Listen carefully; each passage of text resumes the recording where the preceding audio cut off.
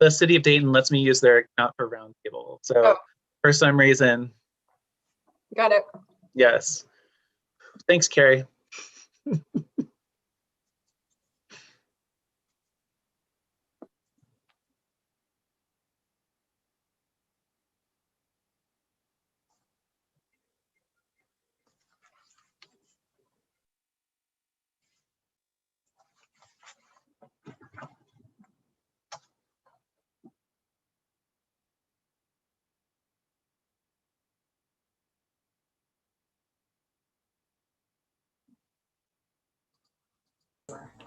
Hi, everybody. We had some very odd stuff going on here. It showed nothing but Lindsay. Anyhow, sorry, I think we have, thanks, Carolina. Yeah, it was very odd this morning. Okay, so is everybody here and accounted for? Everybody good? Okay. All right, then we can go ahead and begin. Sorry about that. It was just very strange. Okay, so... Chair, I had problems too, so we're in the same. Oh, I feel so much better. Thank you. I always think it's me on this stuff. Thank you, Commissioner. Well, at this time, we'll call to order the Yamhill County Board of Commissioners formal informal session for March 4th, 2021. And at this time, I'll ask Ken Huffer, would you lead us in the pledge, please?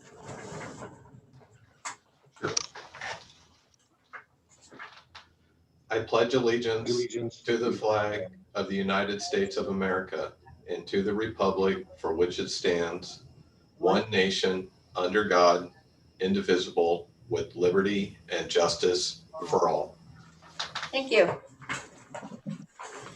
All righty, everybody's here. So we'll start with our calendar session. Commissioners, anything else that needs to go on our joint calendar that's out of the usual weekly schedule? Chair. Oh, sorry, Casey. I was just going to say, not that I'm aware of, but AOC is the only thing I was going to mention, but it's on the schedule. And now AOC is different days. They've got different committees on different days. So legislative is Monday and the other subcommittees are various days. So thank you for pointing that out. Commissioner Burschauer. I just wanted to add that I added the prayer breakfast that we were all invited to. So if I think it's in person, it sounded like it was in person. So if we're all there, then that's been calendared. That'll be, we'll mention that. Yeah, good to have that on the schedule though. Thank you. All righty, so nothing else for the calendar. Public comment. We did receive additional public comments this morning. Most of them, Carolina sent them to us. Most of them have to do with item H1 in terms of public comment. We have received comments throughout the week that have been sent to us via email. So thank you for everyone who took the time to write to us. On to item E, which is a work session. We have none. Department updates, we have none. Consent agenda, do I have a motion to approve? Chair, I make a motion that we approve the consent agenda. Thank you, Commissioner. We have a motion to approve. Any further discussion? Hearing none. All those in favor signify by saying aye. Aye. Was that a question? Yeah. It was just a comment about an item in the Go ahead. Go ahead. So the consent agenda includes the committees and the fees, so up to number 5, correct? Correct. Okay. I just want to say how refreshing it was to read in the packet that we are reducing fees for the blue signs. That really was, I had to read it twice and I thought, oh my gosh, this is wonderful that we're actually bringing this down in line with, the revenue that's needed to run the program. So hats off to those guys. And yes. I think I'm going to contact Commissioner Kathy George and let her know that she worked for years on that project, and this was definitely something she was behind. And I also think it's a great support for our business community. Their revenue is down, and it should reflect that. So thanks for pointing that out, Commissioner. On to old business. So we do have a motion. I was going to say, okay. Did we vote it? Yeah. No, Yeah. we didn't vote. All those in favor of approving the consent agenda signify by saying aye. Aye. Motion passes. On to item HI, which H1, consideration of adopting the Yamhill County Second Amendment Sanctuary Ordinance, continued from February 25th, 2021. Commissioner Burschauer, did you want to address the guests that we have joining us, our DA, our sheriff? Thank you, Chair. Yes, so there's a couple things going on. I submitted an updated version last night of a revised ordinance that changes a few things, but it adds some language that directly is in response to some of the comments that we've heard from the sheriff as well as county council. So you all should have a copy of the revised version as of last night, and county council went ahead and went through and did a redline copy, so it's easy to see where the changes were made. But I have also invited the attorney, Tyler Smith. He is the founding attorney of Tyler Smith and Associates, and he's the one who actually drafted the ordinance for Columbia County. So I thought that having him on to answer any questions around legalese and that kind of stuff, if commissioners have questions, that it would be beneficial for him to be here today and answer those questions directly.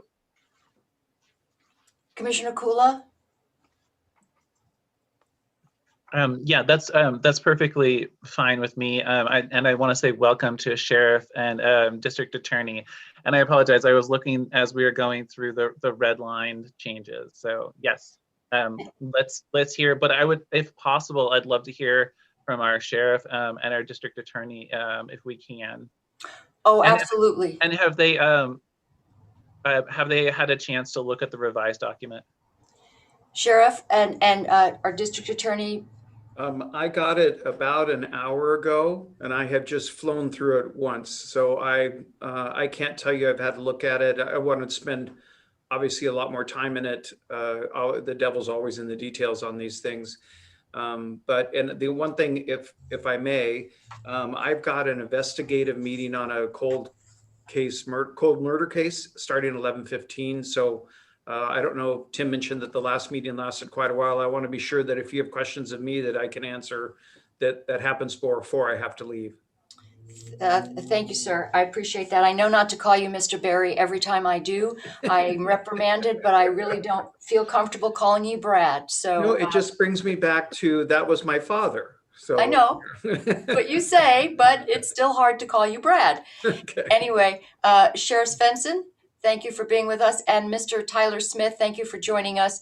Appreciate having you here. We had so many questions. I had so many questions last week, and I wrote them down. And so perhaps if we can, we have had an opportunity to look at the red line version, and let's go ahead maybe with our district attorney, since he has to leave, and just maybe get some initial comments overall. Okay, so just initially, and again, I had it up on my screen, but I think with all of you folks on my screen, I have to find it again. I don't know, Commissioner, I might have more questions than I have answers or comments, just as I went through it. And if maybe I could just toss out a question or two related to this, and then really want to spend some time in the red line version. I think Ken sent it about 9 o'clock, at least that's when I saw it. I'm not exactly sure when it came over. I really, one of the questions I had from reading the original version is I don't feel that I have a good understanding of what an extraterritorial act is. And perhaps might be Mr. Smith or Commissioner Burschauer could define that for me. I can do that if you'd like, Mr. DA. Yes, go ahead. An extraterritorial act here is simply a created and defined term by this ordinance. And all it covers is, as explained in there, is any firearm regulation, ammunition regulation, or accessory regulation that originates outside your jurisdiction. Originates outside. Very simple. It just any regulation on firearms, firearm ammunition, firearm accessories that originates outside your jurisdiction. Okay. And then I did, again, I was gone Thursday afternoon through until Tuesday. So I did spend some time yesterday afternoon in the original version of this, and my quick read of the Redline version that Christian prepared. There's a lot of changes there that deal at least with some of my initial questions. For example, felons in possession of firearm, people who have been civilly committed and are prohibited from having firearms. It deals with a lot of stuff that we have nothing to do with. I did want to share an observation, and it may be inaccurate. In talking with the sheriff about this, he mentioned that kind of what at least part of the genesis of this is a state proposed bill which would allow local jurisdictions to expand the definition of public buildings. Is that, am I maybe not defining, but am I paraphrasing that accurately, that may have started the discussion? Chair Starrett, do you want me to address that or? Yes, Mr. Tyler, but let me jump in before you do real quickly. Brad, this, as you know, there are, I believe, 16 counties in Oregon, and there are many nationally that have adopted these types of ordinances. So while the genesis of it, perhaps it was spurred by House Bill 554, which is a pretty restrictive bill in terms of people who have concealed handgun licenses, a spate of restrictive gun laws are now in the hopper down the legislature, have been. So this is nothing new. So Tyler, Mr. Smith, if you want to go ahead and add to that. Thank you, Chair Starrett. Yes, you're absolutely correct. So no, the Second Amendment sanctuary ordinances have been around, as the first version you saw was a version from 2019 that was submitted by the voters to the Columbia County voters as a ballot measure, was adopted by the Columbia County voters, and is now an ordinance of Columbia County. So this actually, the genesis of this started much before that with Second Amendment preservation ordinances, which contained the bulk of this, which is that the county or the city that's adopting it will not spend money on the enforcement. And the Second Amendment preservation ordinances go a little farther to have an actual prohibition on violating the ordinance. So the genesis of this is sort of a second generation from the Second Amendment preservation ordinances, which many counties have. And the more modern version you see here is a version that's been court tested with various different, with Columbia County, Harney County, Umatilla County, Curry County, all having input from other attorneys or judges into the merits of most of those were merits of the ballot measures. Some of those were county commissions as well. So this is a latest generation of what has been evolving from originally the Second Amendment preservation ordinances. And Mr. Smith, that's the original version or the newer Redline version? The original version, I believe that you had and were circulating was called was a copy of the 2019 Columbia County ordinance, I believe. And so I think your Redline version may be the latest and show the changes from that 2019 version to the 2021 version.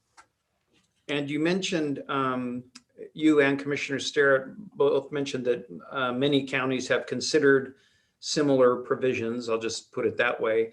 Have any of them been tested in the courts? And again, I want to be very careful here because the new version appears significantly different from the first version I saw. I don't want any kind of opinion about how it stands until I have a chance to study it more, but have any of these been challenged, like with a validation proceeding or declaratory judgment or other challenges to determine, if nothing else, the impact of ORS 166170, state supremacy on gun laws, things like that? I'm just trying to figure out if there have been any court rulings. I'm not aware of any court rulings as to the substantive merits of SAPOs or SASOs. What you'll do notice in here is that one of the objections that had taken place in some of the circuit courts was the assertion that this interfered with the sheriff's autonomy or the sheriff's administrative capacities. And since you have the sheriff on here, wanted to point that out to you. That's probably the largest change, one of the of about 3 changes that has taken place from 2019 to 2021. And this gives your sheriff the local control to, if he chooses to, establish policies to enforce extraterritorial firearms regulations, ammunition regulations, if he chooses to. So essentially that fulfills the mission here of having local control over which firearm accessory, or ammunition regulations that originated from outside. So to get to your point on the what people call the preemption statute, this is entirely and only affects, this confuses a lot of people. The SASOs entirely and only affect your county's employees, your county agents. So it's not saying anything about state police. It's not saying anything about city police. It's not saying anything about any other county's sheriffs. It's exclusively local in that it only deals with your agents and officers. I say agents because it's not just about police officers.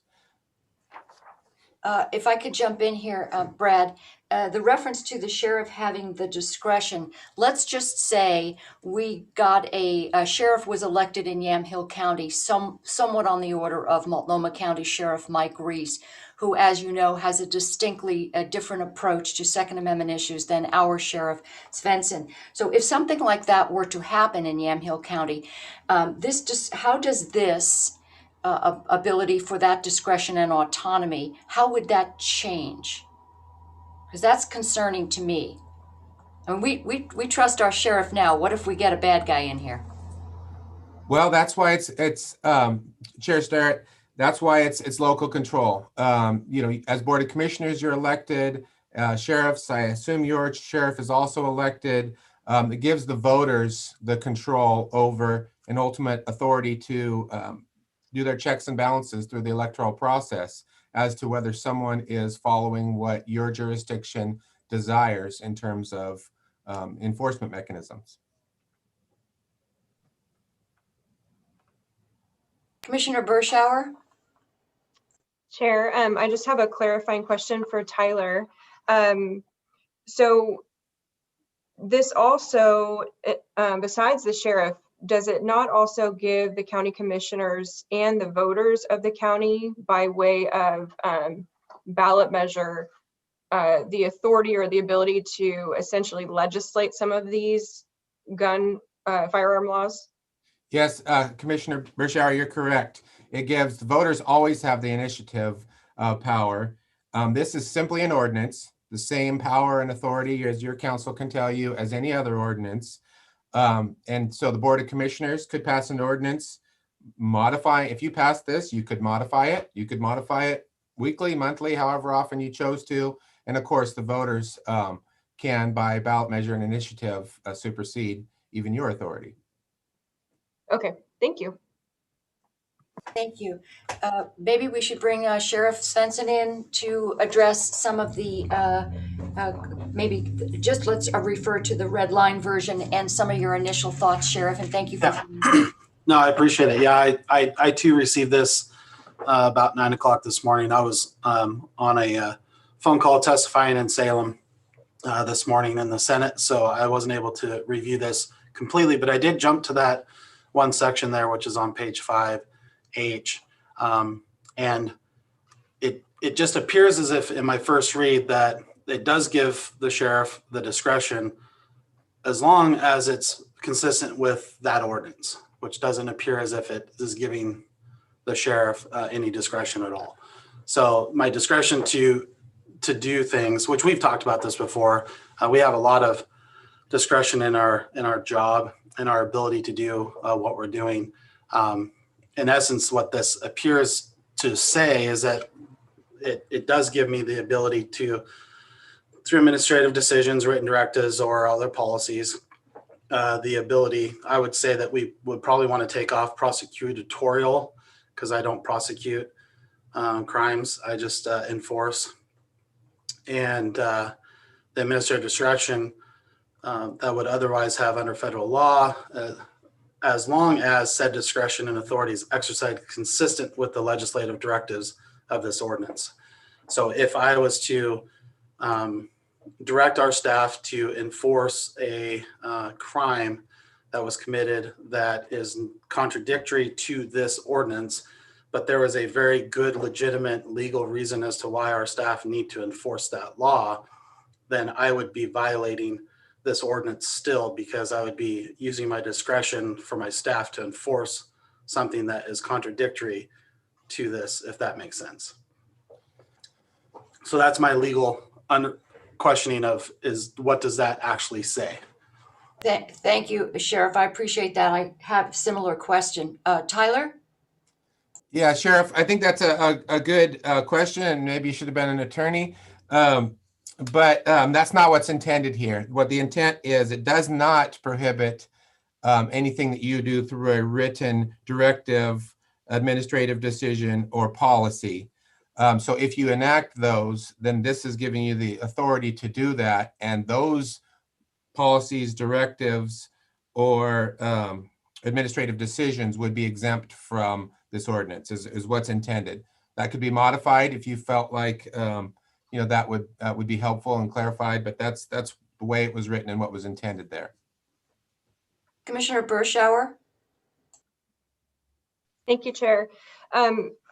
If you refer to page 4, section 2.06 under exceptions, it's number D, as in Delta.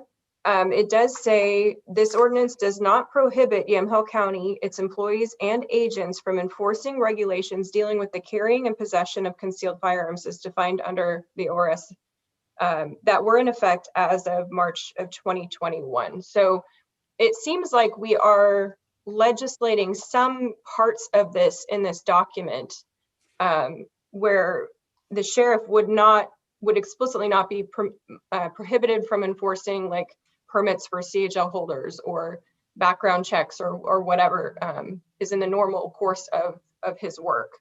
So is that correct, Tyler, to say that there are pieces of this that are actually pretty legislative in terms of our intent as a board that would address some of the sheriff's concerns? Yeah, yes, there are. And this was specifically written for some notable exemptions, such as courthouses, places that we all know and is generally accepted that are already regulated. This does not intend to exempt those. So that's where many of the exemptions, it goes with aggregating factors. Your district attorney deals with that. It does not prohibit, a violation that is used in violation of some sort of other law, which would be qualified as an extraterritorial act, as an aggregating factor. So that was included in there with consultation with other district attorneys and other people that are in the criminal enforcement world. Brad? Thank you, Commissioner.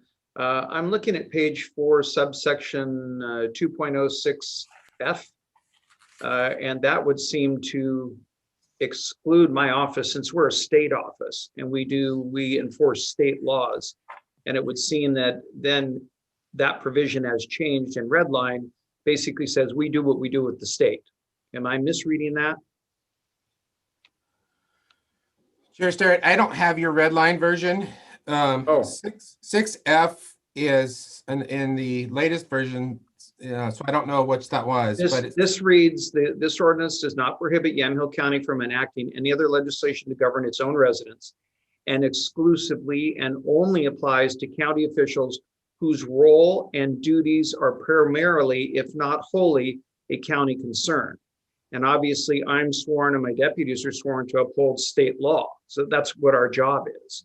We don't enforce county ordinances. We don't do anything with creating them. So as I read this Redline version, it seems to say what obviously was my concern in the original version, that we actually have sworn oaths to do certain things. And this would seem to recognize that we have a role in enforcing state statutes that this ordinance now is not intended to prohibit. Yeah, Mr. Berry, I'm not aware of your role, but yeah, county officials here are defined. And what F says is it doesn't prohibit Yamhill County as an entity from enacting other legislation, ...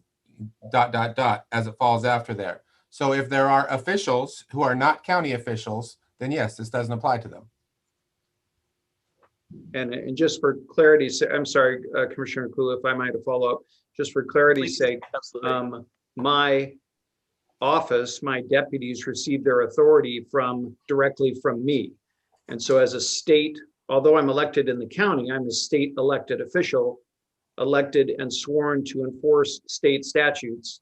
And my deputies and all of my staff, my deputies are sworn, my staff are all fulfilling that obligation that I have by law.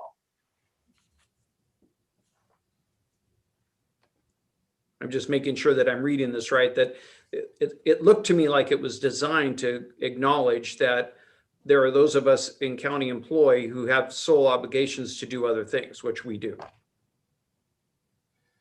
Yeah, this is defined. This is written to be exclusively a local, if you want to call it management, local administration, local control of the things within the county's purview. Obviously, if you're outside the county's authority, you're not a county officer or anybody else is, the county wouldn't have the authority to say, to require anyone that's not a county employee or anything like that in the first place. So if that's the case factually, then this is exclusively governing county matters and the things within the county's legal authority. Well, I do have county employees, but the task of this office is to enforce state criminal laws primarily. Ken? I was just wondering, I was sorry to put you on the spot, Christian, but I just had the question because along the lines what Brad's saying, because like Brad was saying, he's an officer of the state, but we also have this, like Brad was saying, the DA's office are also Yamhill County employees. So I don't know if Christian wanted to talk about that dynamic. No, I mean, I think that's the question that Brad is answering. And Brad, I don't know if that question has been answered to your satisfaction yet or not. Well, it's, and maybe Mr. Smith has other thoughts. I don't have any problem reading this as it says that what I do and what my deputies do, because they get their authority directly from my authority, that we're not covered by this. It becomes a little squishier. If one of my administrative staff prepares a document charging somebody with carrying a concealed weapon, would that violate the statute?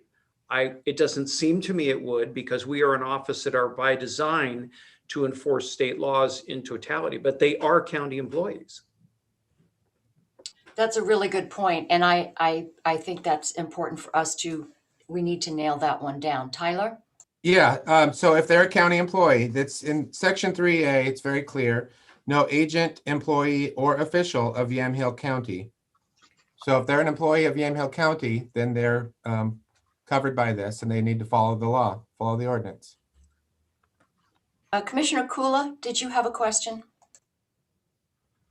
Thank you, Chair, but I'm sorry, Mr. Smith's comment kind of threw me off, his most recent one. So I was really, DA Barry covered the question that I had, which is the concern that county employees who do work on behalf of the state, really, I don't think it's workable for them to be covered by this, but Mr. Smith just suggested that they are. So that I have a great deal of concern about that, but I apologize. I'm having to switch back and forth between being here and looking at the text of this. Is there any way that we can put up the redlined one as a screen share, especially since Councilor Smith doesn't have the redline copy? Yeah, and my apologies. I thought when Mr. Smith was referring to the 2021 version earlier today that he was referring to the redline version, but maybe there is a different version, a different 2021 version that is also slightly different than the redline version. I don't know if that's accurate. Commissioner Burschauer? Thank you, Chair. I believe Tyler was referring to the original one that I submitted, because that was the mirror image of Columbia County. The one that you've redlined is basically version 2. So it's one and the same. Version Okay. 2 is the redline. So there isn't a separate 2021 version that Mr. Smith has worked on separate from the redline changes that are reflected here? Well, the original one for Columbia County would be the other version. Right, but he been hasn't seen modified. the red lines. He didn't work on the red lines, right? That's why I think it would be helpful if he could have a chance to see that too. Commissioner Burschauer.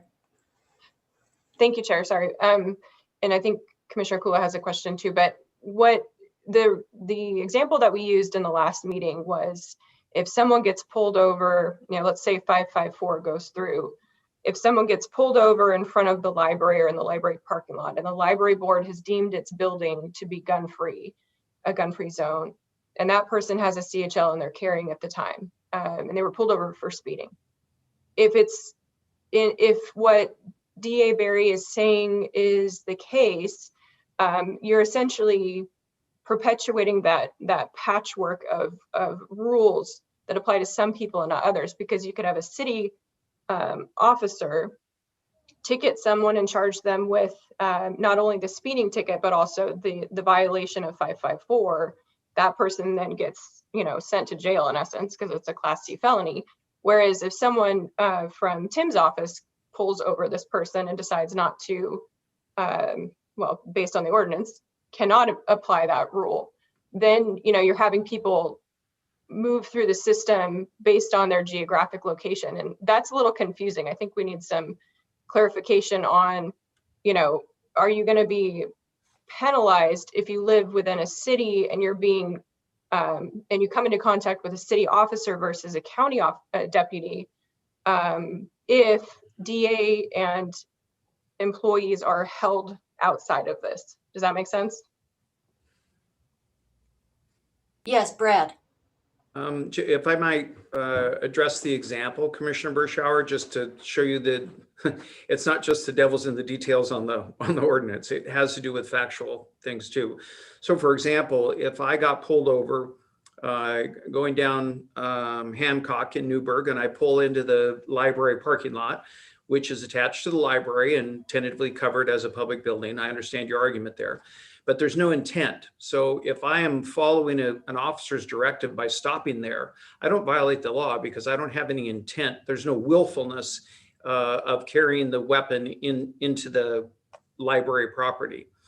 The other thing, and I think this is important just so that you guys understand, I went back and looked for, we've had our current case management system since October of 2010.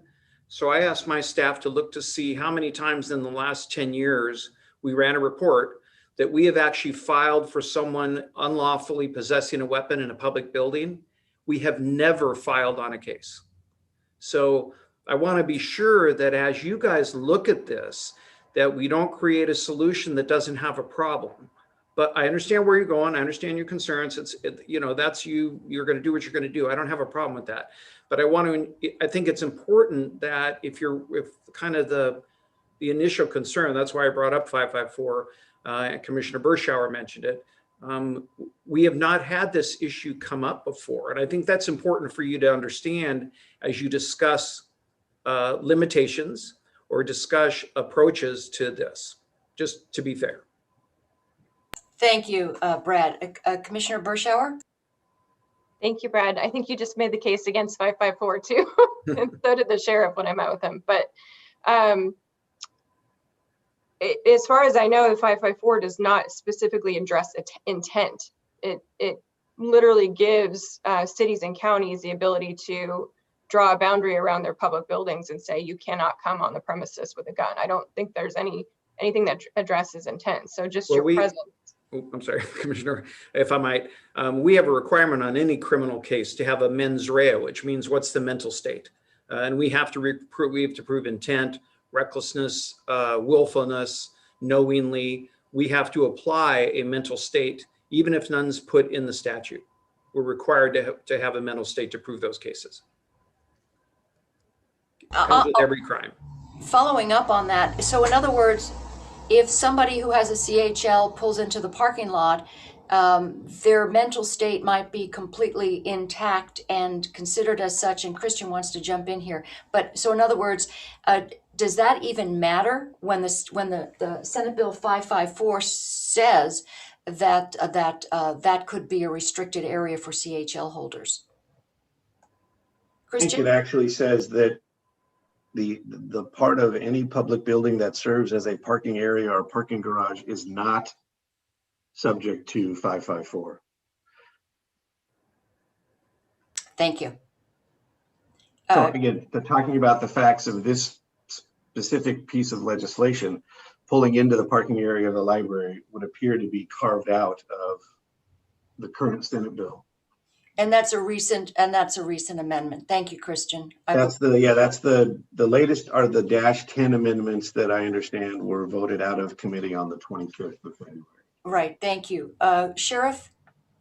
Yeah, no, I was just gonna kind of piggyback off what Christian had said, that they have had a lot of amendments to 554 and following a lot of it too. What 554 will also do, it'll give, for example, the Board of Commissioners the ability, if they so choose, to redefine what public building means for the county. And then it applies to the already existing statute of unlawful possession of a firearm in a public building. So we would then, as the DA was referring to, we would still have to show some sort of criminal intent to violate the unlawful possession of the firearm. So the 554 conversation really is going to, which I know this is the concern, allow for a city of McMinnville or a city of Newburgh or the county to enact stricter definitions of what, or more broader definitions of what a public building might look like. But then the crime is still going to be unlawful possession of a firearm in a public building, which is a C felony, which is the same crime that DA Barry has been talking about that we haven't prosecuted in the county for at least 10 years. Thank you, Sheriff. Before we get to Christian, I just want to make sure we move our focus off 554. The Senate Bill 554 is very restrictive. There are a number of very restrictive gun laws now that are getting ready to be heard. One of them is basically if you don't lock up your firearm, you face significant charges. So there are a number of them. So let's not say that that's the only concern we have. There are a number of firearms bills before this legislature, which are for those who are lawful owners are of great concern. Christian? Yeah, and I apologize. I fully appreciate that there's other legislation out there, but I did want to say one more thing about 554, if I could. As the sheriff pointed out, it allows local cities and jurisdictions to change the definition of a public building to pull it into the definition under the state statute. So I think the violation would still be a violation of state law, which I believe would still be an issue of preemption when it comes to the enforcement of that law, which our local ordinance, if it was adopted in its current form, could still be challenged in that way, because if the violation is still a violation of state law, while that authority has been would be granted under 554 to cities and counties and local jurisdictions to adopt the ordinance, the violation then is still a violation of state law. So there's an interesting dynamic there that I think we have to be thoughtful about, and that would be true not for just 554 but for other pieces of legislation moving through too, that if we adopt this locally, we may still have a violation of state law, which could present those same preemption questions. And I'd be curious if Tyler or others have other thoughts on that, but that's the way I'm reading it now, and that may be incorrect.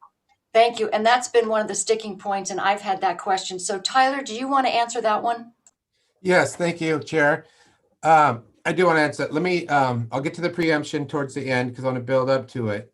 So the first thing is the SASO is designed to cover many more things than just a new bill that's before the state legislature.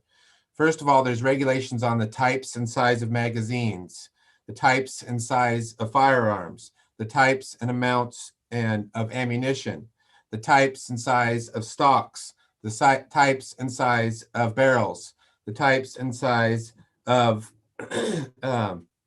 trigger mechanisms, the using of someone else's firearm, the possession of a firearm belonging to someone else. These are all types of regulations, as we say, of firearms, firearms ammunitions, and firearms accessories that would qualify as extraterritorial acts because they're either created by the state of Oregon, the federal government, or even has been bantered around in the last administration, firearms regulations from the UN or places like that that could apply places. So those are the extraterritorial acts. So when we get to the extraterritorial acts, let's say the state of Oregon passes a law that says that you cannot have a magazine over 8 for any firearm. So the state of Oregon's new statute that says you cannot have a magazine of over 8 rounds for any firearm would be an extraterritorial act because it's created by the state of Oregon. And so since it's an extraterritorial act, the officers and employees of Yamhill County would not be able to prosecute that particular violation. If some state police officer came and wanted to use the state police and the state Department of Justice to prosecute that crime, they could do that because they're not within your jurisdiction. So the argument about preemption is not quite accurate because your ordinances don't preempt anything, and everyone knows that. Your ordinances govern your employees, your staff, things within the jurisdiction and control of Yamhill County. They don't change any state laws. They don't change any federal laws. You simply are exercising your prosecutorial discretion to not enforce certain extraterritorial acts. The way that basically counties are dealing with this, you'd have your county sheriff, maybe your district attorney, any other experts that you'd want in consultation with your sheriff, establish which ones you do want to enforce in Yamhill County. The commissioners would establish that by another ordinance or with the sheriff through his administrative directives on which ones, say you do want to say, yes, we want to enforce eight rounds in any magazine in our entire county. We want that one. That one's so important. We'll enforce that one. So it gives you local control on which ones you actually enforce. So it's really about resources. Are you going to use your resources to enforce some other jurisdiction's laws? Yes? No? That's your decision. Thank you. Thank you. Commissioner Kula. I'm sorry to interject. I know this is a separate thread, but I did think it was interesting that Mr. Smith said it's really about resources, because I don't think that this is about resources. The other comment I would have is that when listening to Mr. Smith as the expert on this document, I find it very fascinating that he doesn't know what the DA does. And so it tarnishes my trust in your knowledge of our specific county and how we work with the state. So I just want to put those out there that I keep thinking, well, maybe he knows more than he does. And so I thank you for joining us. I really appreciate it. But I'm also having concerns about your ability to understand our situation. So the next, those are comments. The next question is this really about resources, or is this about protecting the Second Amendment? Thank you for those, Commissioner. And before we move on and let Tyler address that, let's make sure we understand that, for instance, we had our county council make a comment regarding allowing public buildings to be redefined, allowing us to define public buildings. I want to make sure I got that right, because I'm not finding that in Senate Bill 554. I don't believe it gives anyone the right, it gives us the right to define what a public building is. If you can tell me where that is so we can move on, because I don't find that in there. Yeah, it's under section 2, 9H, public building means, and then new language under subsection H would say portion of any other building occupied or controlled by an agency of the state, or, and then this is the new language, by any city, a county, a district, as defined in ORS 198.010, or any other entity that falls within the definition of municipal corporation. Okay, but the definition is there for what a public building is, so we wouldn't be able to, let's say, redefine a public building by saying, something that is not specifically defined as such. We could not then go ahead and call it such. Commissioner, I think we could by, or local jurisdictions could by adopting an ordinance that said that. Oh, if we adopted an ordinance, but we can do a lot of things by adopting an ordinance, and I don't think this is specifically giving the Senate Bill 554 doesn't give us that authority. Yeah, we could pass an ordinance, but we don't have that authority based on this. But I'm just I'm not sure, maybe I'm not understanding your question. 554 would give local jurisdictions the authority. It would remove existing preemption and would give local jurisdictions the authority to adopt these ordinances as they relate to public buildings.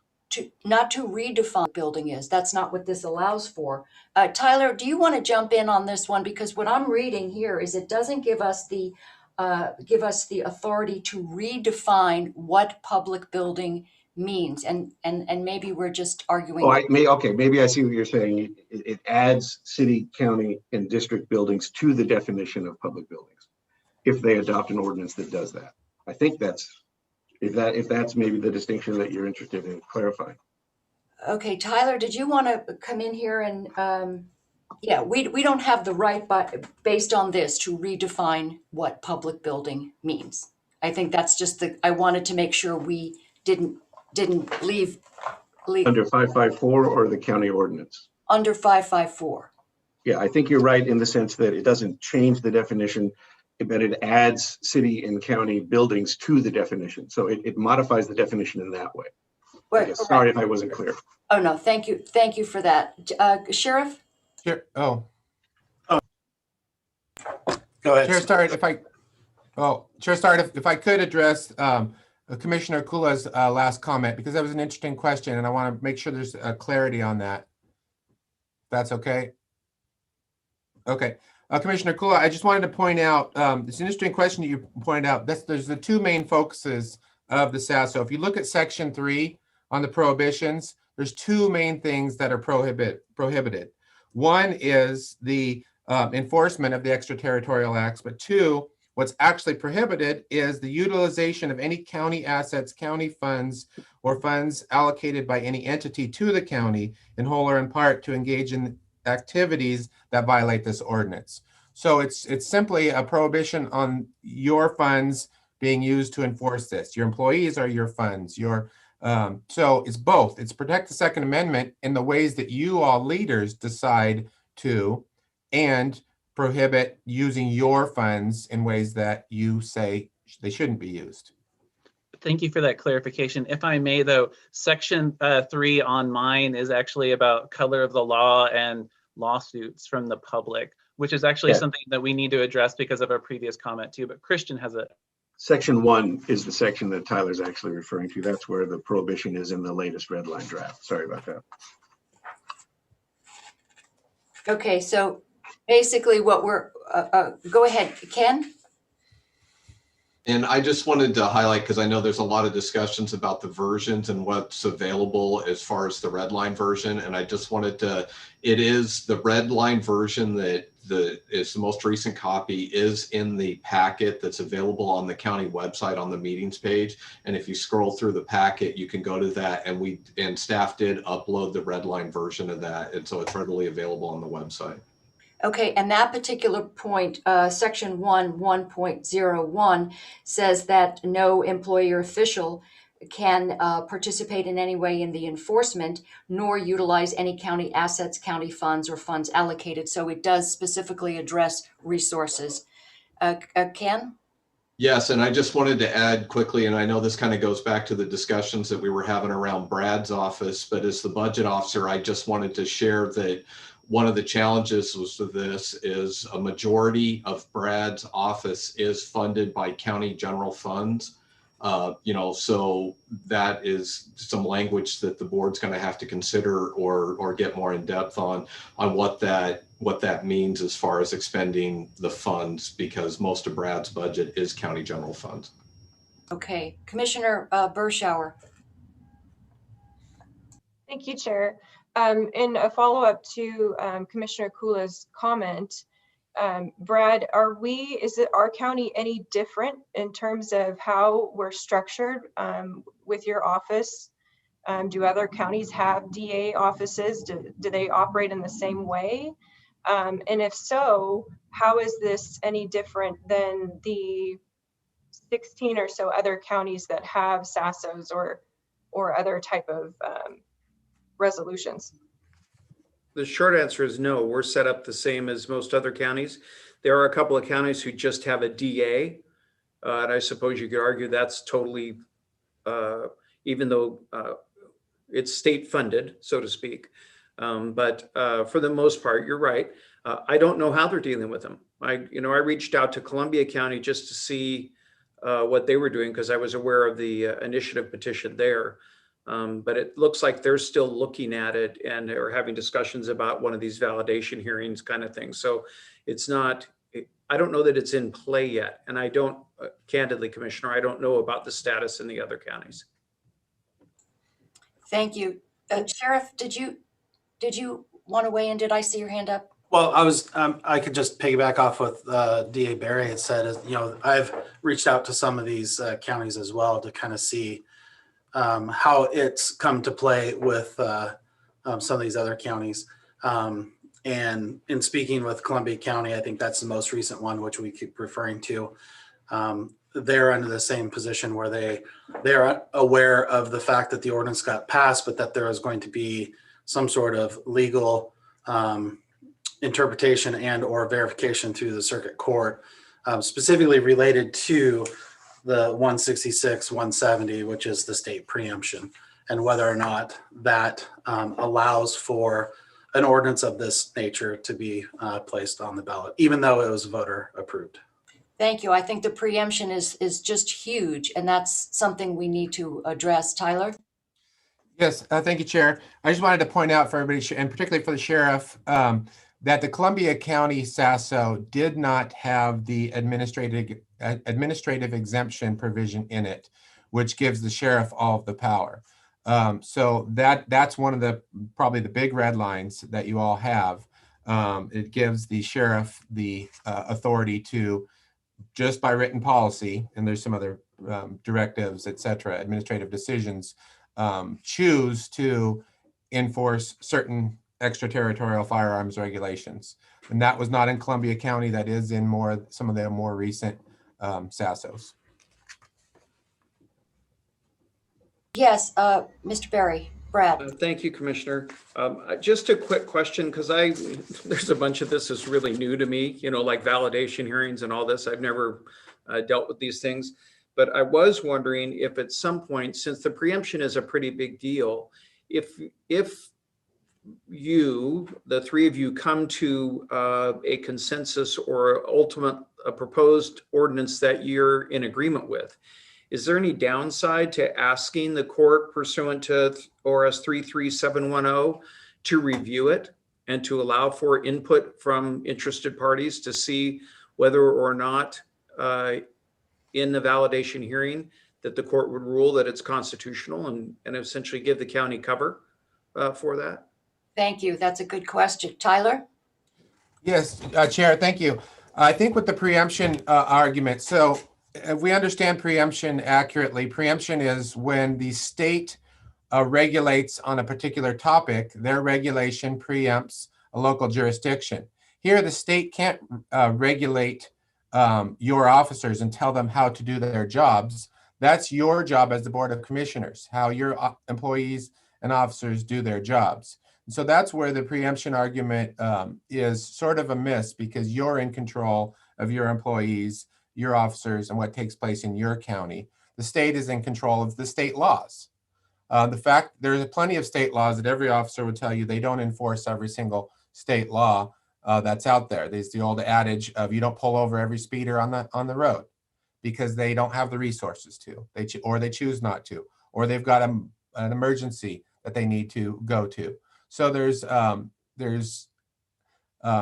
call it prosecutorial discretion, enforcement discretion that officers have, that you would have as a county. And that's why this doesn't get into preemption. You're not creating a magazine capacity limitation. You're not creating a ban on semi-automatic firearms. You're not creating any firearm regulations at all.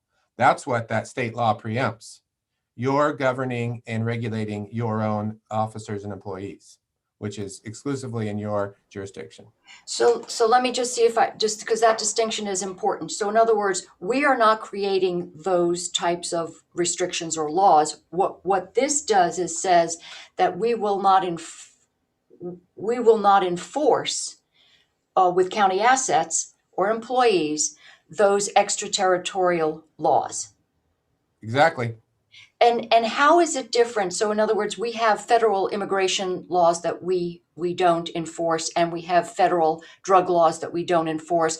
I know that there are state laws that have been really restrictive regarding firearms of late, that our sheriff has testified in Salem that he doesn't think make any sense to enforce. So how does it differ in that we do make these arbitrary decisions not to enforce state and federal laws currently? It's quite the same. Marijuana, CBD, the same thing currently. Federally prohibited. States are choosing and have passed their own laws on how to deal with those. So it's essentially the same as all three of those other topic areas, where states and localities may or may not be enforcing laws that were generated from outside their jurisdiction that they could enforce, but they may choose not to. Thank you. DA Barry. Thank you, Commissioner. With all due respect to Mr. Smith, he's just inaccurate on at least part of that. I have no authority or jurisdiction to prosecute any federal law. I don't have that ability. I couldn't do it if I wanted to.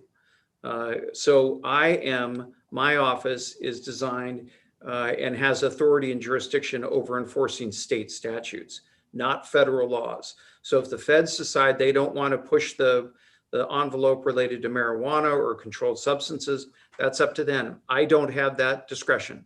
That's not within my wheelhouse. Sorry, my phone was ringing. Thank you. Sheriff? Yeah, I think I'm piggybacking a lot off of the DA this morning. I would say the exact same thing. My staff, we don't enforce federal laws. We don't enforce federal gun laws. We don't enforce federal immigration laws. In fact, with the enforcement of the fed immigration, the 181-850 is the one that was the most hot topic recently, the so-called sanctuary state ordinance. And basically, the piece on that one, which is very confusing to a lot of people, is that the fact of immigration enforcement is a federal civil process. It's a violation of a civil law for entering into the United States unlawfully if you're foreign born. The act of being deported and re-entering into the United States is where the crime comes into play. That too is a federal crime, which our staff, we don't have the ability to arrest or prosecute on that. The only authority we have is under a warrant for that particular federal crime. And then the increased restrictions on government use and spending of money under 181-850 was purely to add in that no law enforcement agency can do anything solely to enforce the civil immigration piece.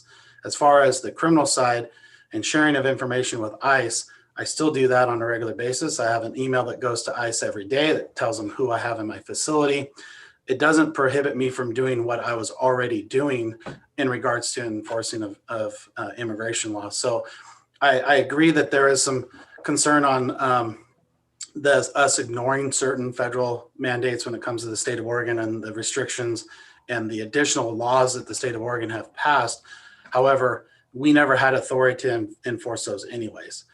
We are sworn to uphold the Constitution of the United States, but we are also sworn to enforce and arrest and prosecute specific to state statute. Thank you. Tyler, did you want to respond to that? No, there's certainly interplay between different laws, and it would come down to the exact if certain extraterritorial acts like gun laws from the state of Montana, aren't going to be applied by any police department in this state ever, sheriff's department in this state ever. And so there are certainly interplays between different jurisdictions, regulations, laws, etc., that may or may not be covered by this, that may or may not ever come into play. And Mr. Barry and Mr. Svensson just pointed out a few that may not come into play in certain circumstances, which probably is fine. Then it doesn't prohibit something that you're not already doing, or you can't already do. It would only stop you from doing things that you can theoretically do, and you're choosing not to. Commissioner Burschauer. Thank you, Chair. This question is for the Sheriff and DA Barry.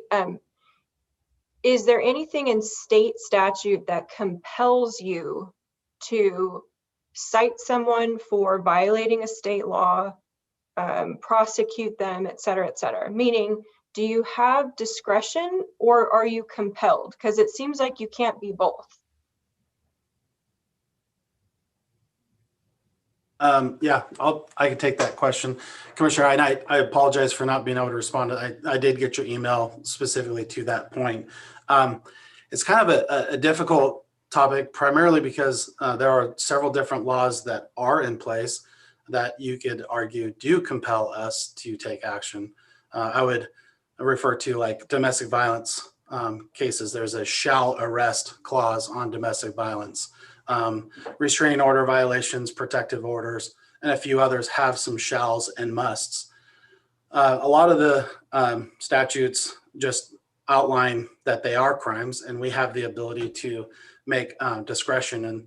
And what I like to refer to that is what would be referred to as stacking the case, or case stacking, where you arrest an individual who has committed 15 different crimes. We may only charge for the top 3 or 4. All the other ones they did commit, but they either lesser included, or we just choose not to just stack the deck and we pick and choose which ones we're going to charge. And so that's where really the discretion comes into play. And then also, going back to what Commissioner Sterrett had talked about with, I think it was Senate Bill 941, which has to do with the private transfer. I testified down in Salem about that particular bill and how I did not believe that particular law was going to do anything to further protect victims from gun violence, because the lawful transfer of guns between 2 gun owners is not the issue that we're dealing with.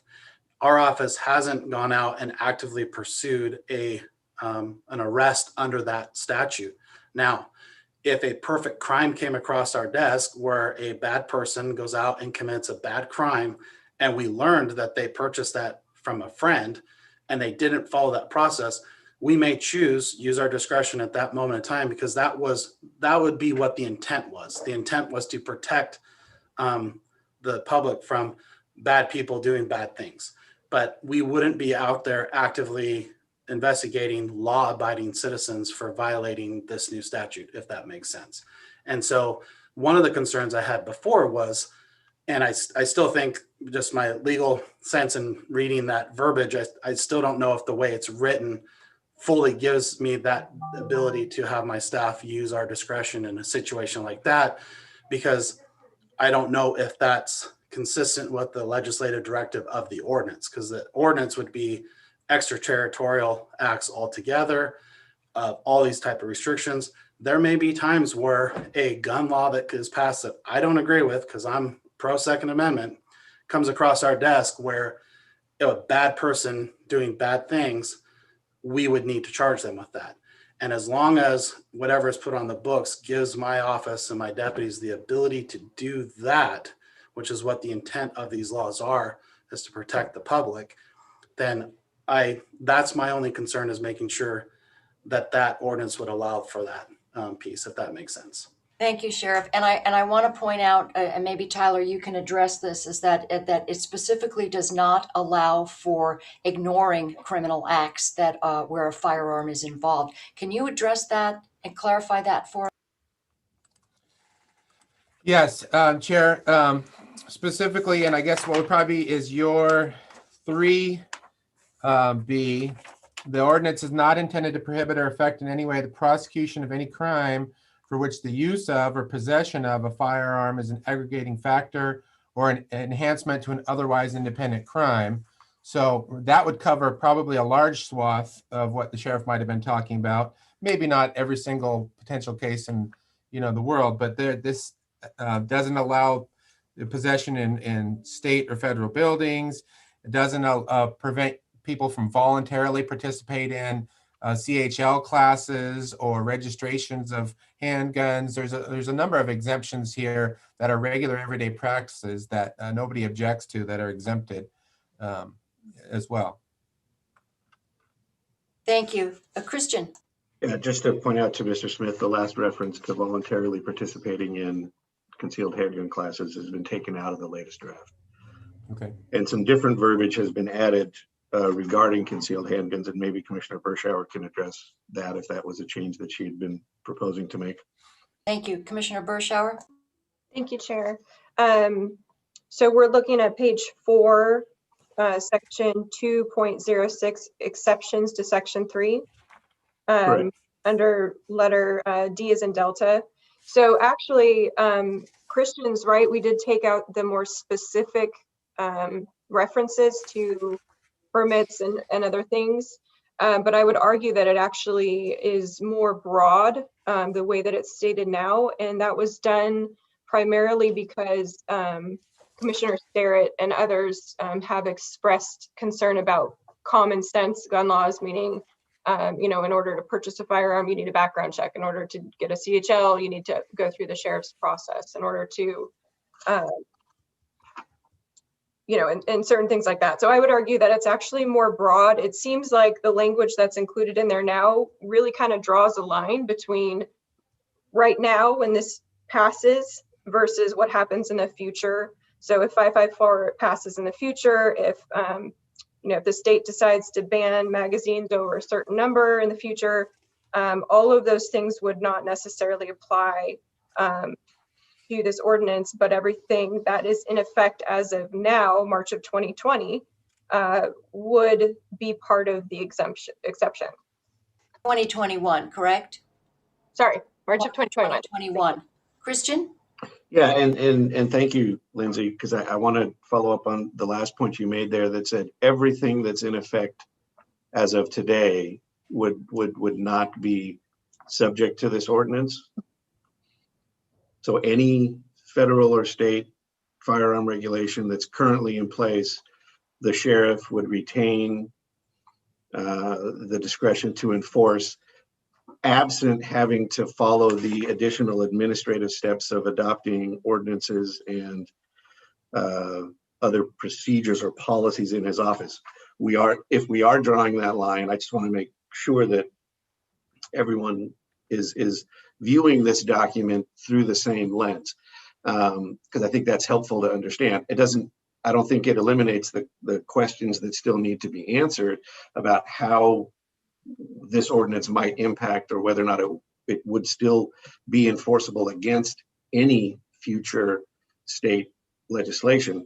But I think that's a helpful clarification for me that might also help clarify things for both the DA and the sheriff, possibly. Thank you, Christian. Yes, I would say it does retain the discretion of the sheriff, and we specifically address state laws that are in effect as of March of 2021. The caveat to that, though, is that we also retain the right to modify this. So the Board of County Commissioners has legislative authority to modify that in the future if there's something that we would want to change, as do the voters and as does the sheriff. Okay, because that's helpful, because the way I was reading this, the ordinance wouldn't prohibit the county, its employees or agents from enforcing regulations dealing with the carrying and possession of concealed firearms as defined under ORS 166250 and 166291 through 166295 that were in effect as of March 2021. That to me sounded like it was trying to define a narrower subset of existing state law, but as I understand what you've just said, it is intended to allow for the sheriff to exercise his discretion, and it would not be a prohibition of this ordinance for the sheriff to enforce, if he so chose to, any existing state firearm regulation. Right, so an example would be Senate Bill 941. He already exercises discretion around that. That would continue. Correct. Tyler, did you want to remark on that?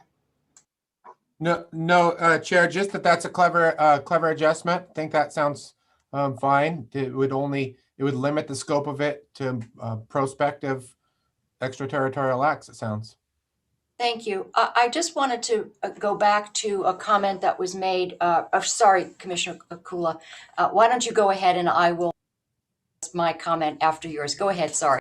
Okay, no, thank you, Chair. With flipping back and forth between this screen and the document, Commissioner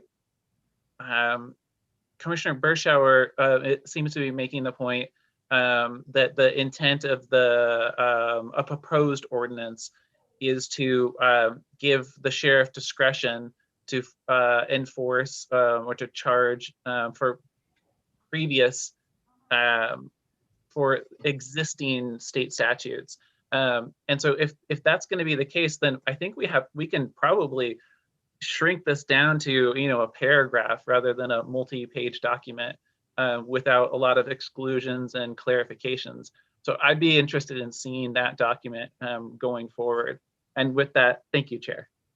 Thank you. I want to go back to a comment, perhaps maybe a clarification about whether sheriffs have the authority to enforce federal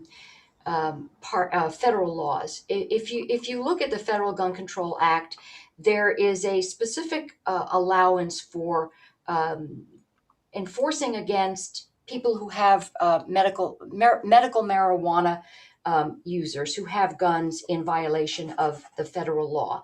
So, I mean, there's a case here, and it happened in Jackson County, where that particular allowance is made. So I think we need to make sure we understand that you do have the discretion to enforce those types of federal acts. It makes possession illegal, and it allows you to enforce those federal laws. So we have to make sure we understand that's something you do have the discretion to do.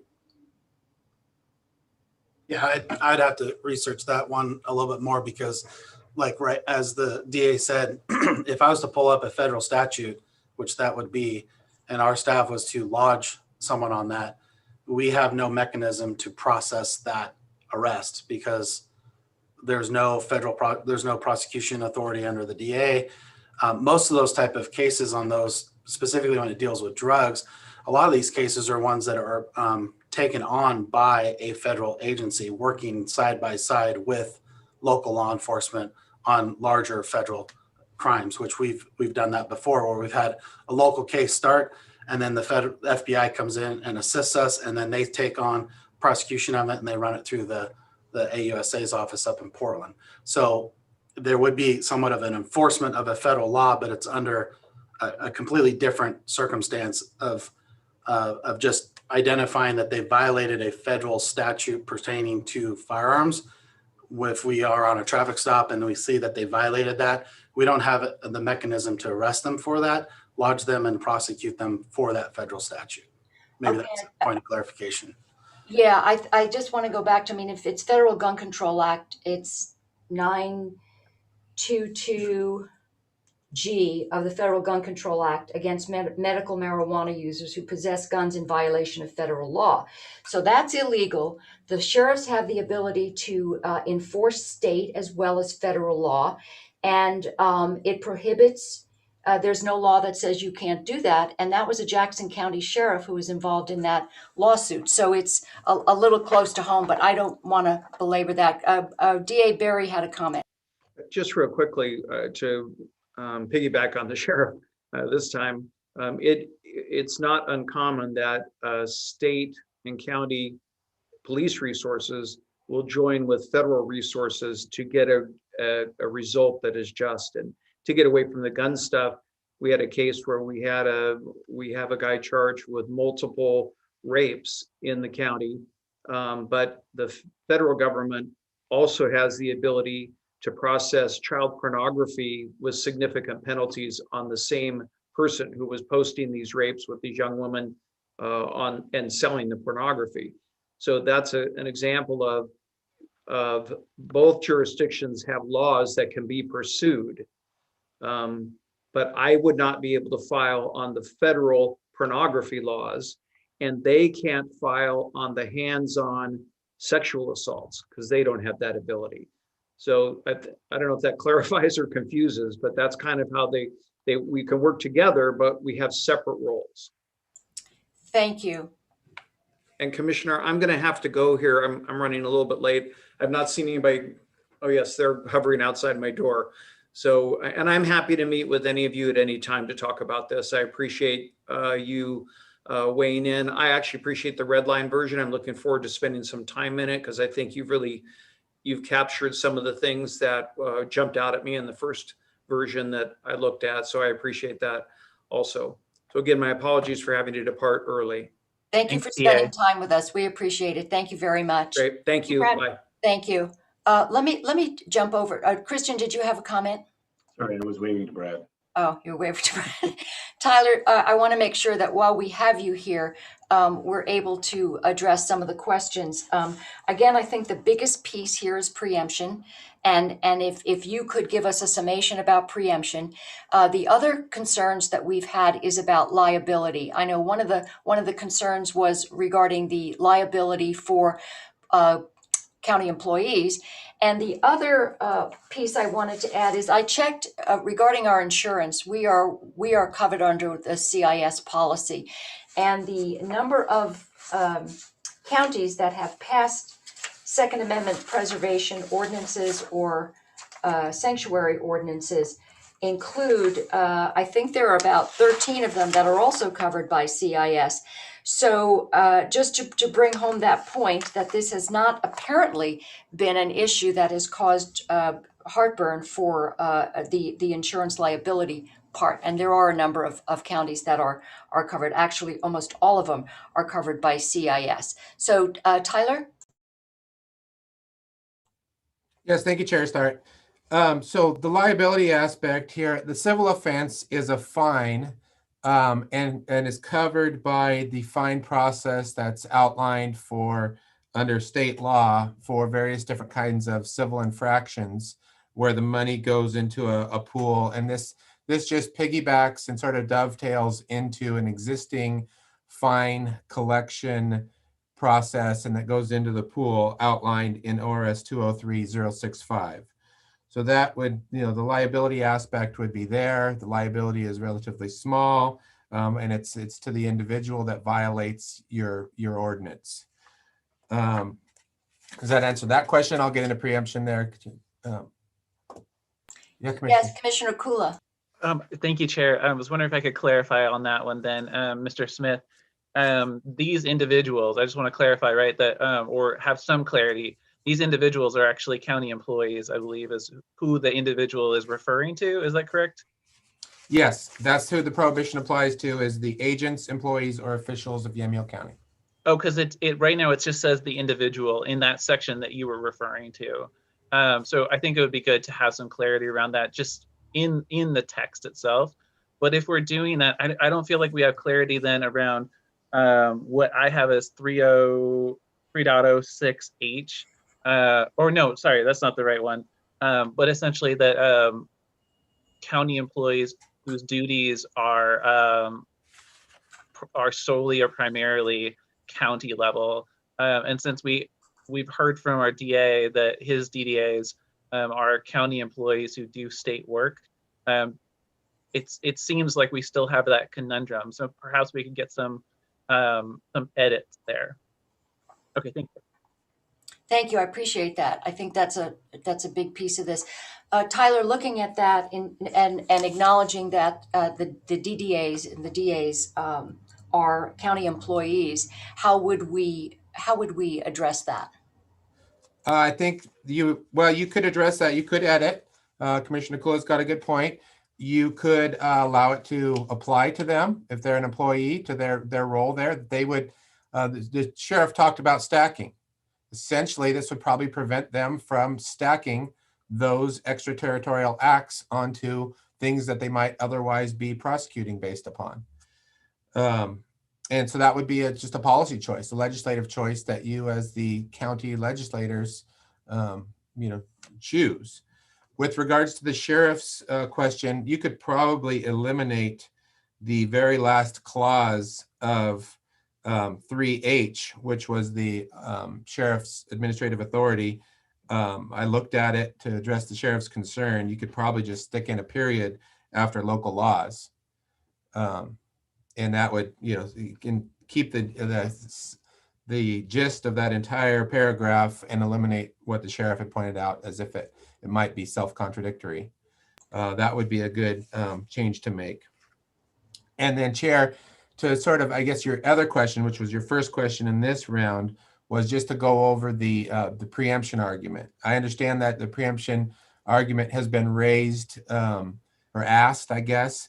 And again, the crux of this and the point there is that this is local legislation. In terms of the scope of the legislation, it only regulates your county agents. Let me read it. So it's any county agents, employees, or officials. So those are the point where this is a preemption is state firearm regulations, like the sheriff said. It says a person may not possess, let's for instance, a person may not possess a magazine that holds more than 10 rounds. That is what the state firearm statutes, the types of things a state firearm statute or a federal one would say. They would prohibit some factual scenario. You can't have a fully automatic weapon or something like that. That's not changed, reduced by the SASO.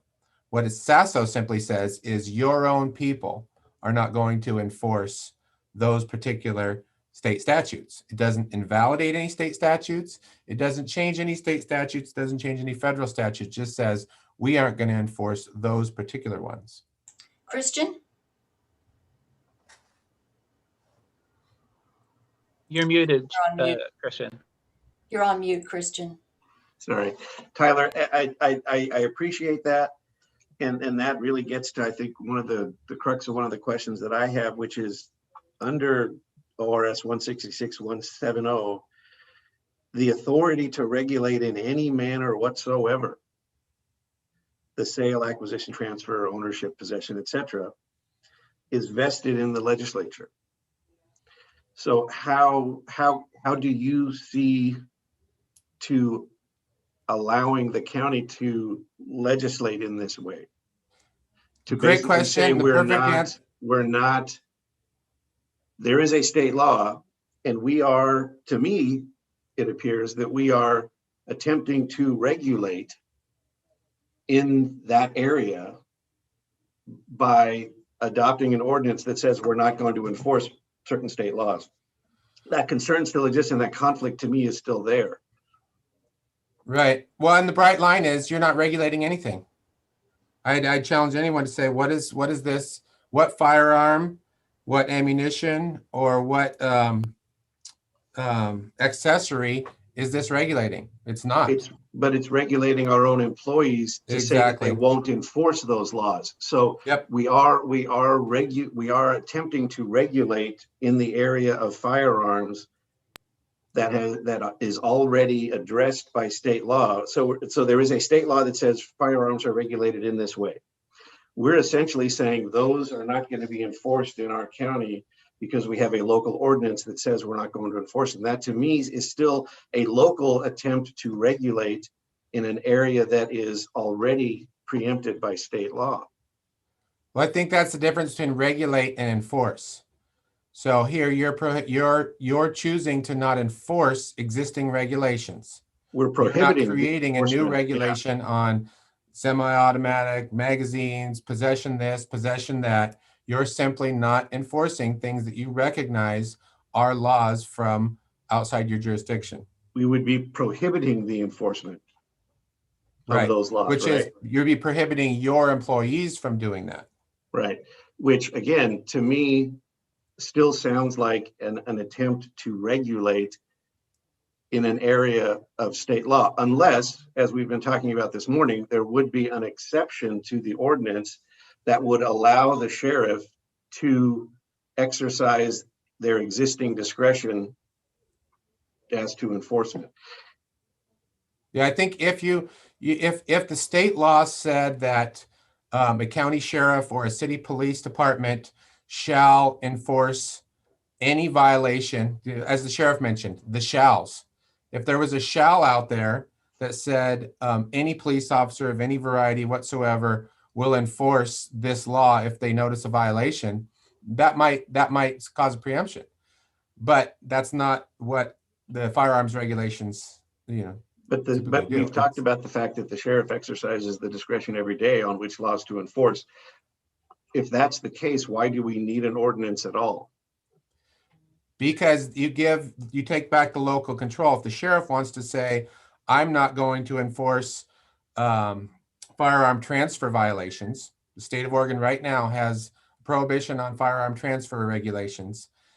Your sheriff could say, we're going to enforce every single other firearm regulation out there except for firearm regulations because we think that's a waste of our time, or a firearm transfer because we think that's a waste of our time.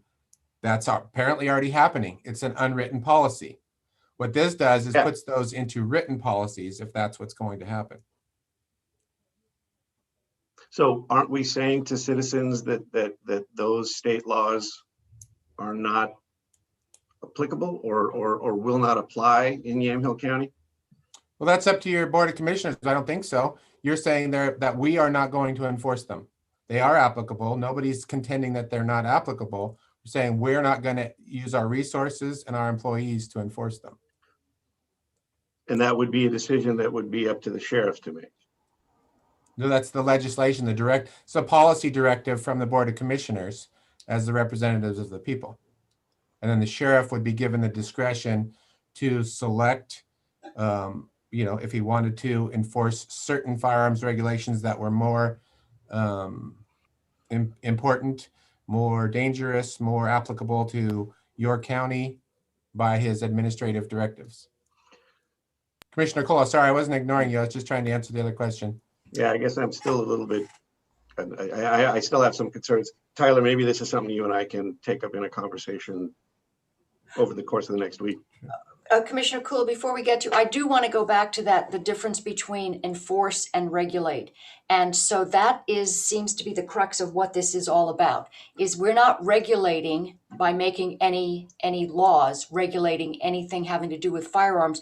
We are simply saying we will choose not to use county resources, not to enforce those. Am I getting that right, Tyler? That in That's effect exactly is a right. local law, though, Commissioner Starrett. That is a local law. Then we are legislating that says we are not going to enforce, which essentially says to me we're not going to regulate. We're not going to regulate by not enforcing that law. You're regulating your officers. You're not regulating firearms or firearms ammunition or firearms accessories. But by regulating our officers, aren't we in effect regulating firearms and firearms accessories? Because we're saying those transfers can occur. I think They the won't law be says that substantively, if you were adding to the existing regulations or taking away, if the state said a magazine size of 30 is prohibited, and you said a magazine size of 20 is prohibited, that's a regulation. Saying our police department can't drive over 75 miles an hour, period, no matter if they're chasing somebody, is a regulation on your police department. It's not changing the speed limits. It's regulating your police department. I saw the sheriff had his hand up. Thank you, Sheriff. Well, no, I like to refer to what we in law enforcement, we live and die by case law, and a lot of laws are put into place.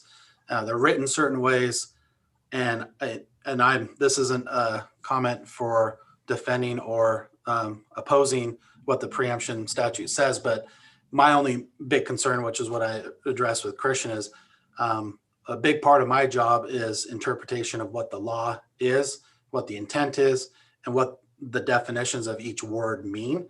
And so that's where we tend to, in law enforcement, live by case law, where judges, appellate court judges, Supreme Court judges of the state, and vice versa, define what the legislative intent of the law is, and they make a definition of, in this particular conversation, what regulate would be. And so my only conversation on this, just for bringing it up, is what does that state preemption ORS 166-170 really mean? Mr. Smith, I know what your thought process of what your intent is, what you think it means. But I can say just in any type of case that we deal with, there's always the other side. The other side has their legislative intent, what they think it means. And ultimately, at the end of the day, the judicial system is designed to, the legislative branch does this, the executive branch enforces, and judicial makes a determination of what's what. And so at the end of the day, just to add to Christian's piece, though, is in theory, and I'm not saying that this would ever happen, but with the discretion that's outlined in this ordinance, which I tend to enforce and have a lot more discretion. And like I said, I've actively been supportive of Second Amendment rights within our county and lawful citizens who follow the laws. They don't need to be further regulated and restricted when it comes to these things. But at the end of the day, the discretion still ultimately at the end of the day would fall on my office.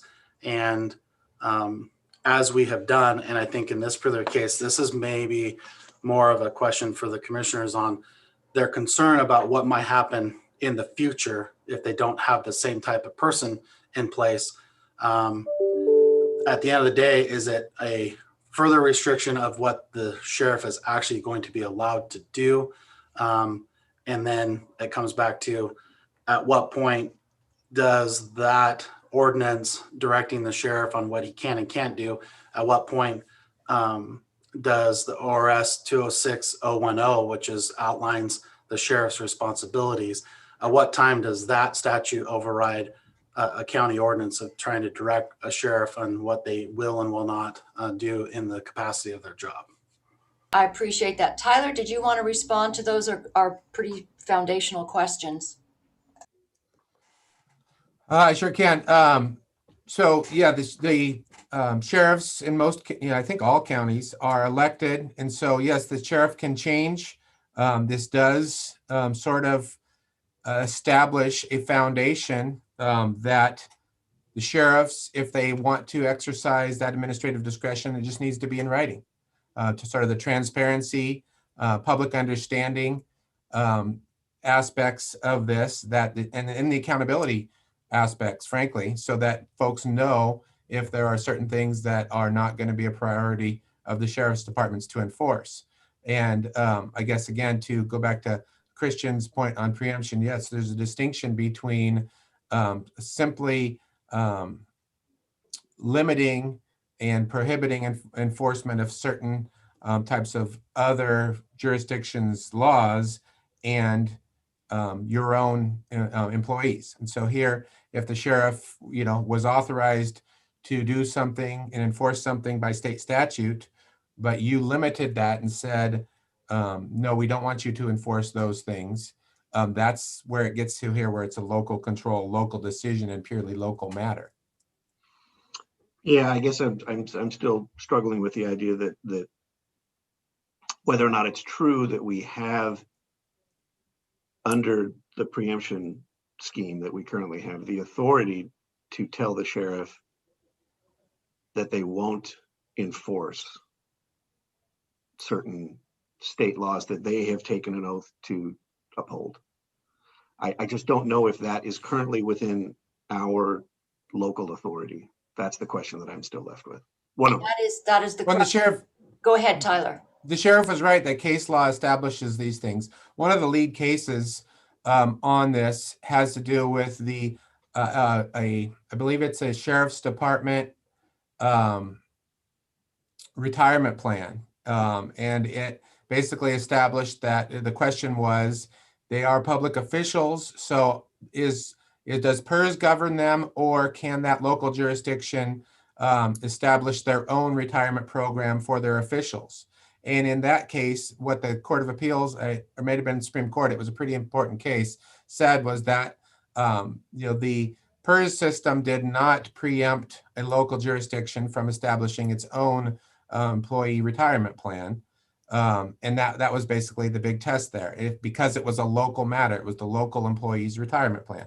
Totally different topic, but that's just to clarify, Councillor Smith, that one, they required that it be equal to or better than the public. So just to, if you want to pull it up, we'd be happy to read it. It is an important case, but I think you left out that important detail. Yeah, there's a lot of details in there, but that's the rubric that these preemption type things get tested under, that case. Thank you, Christian.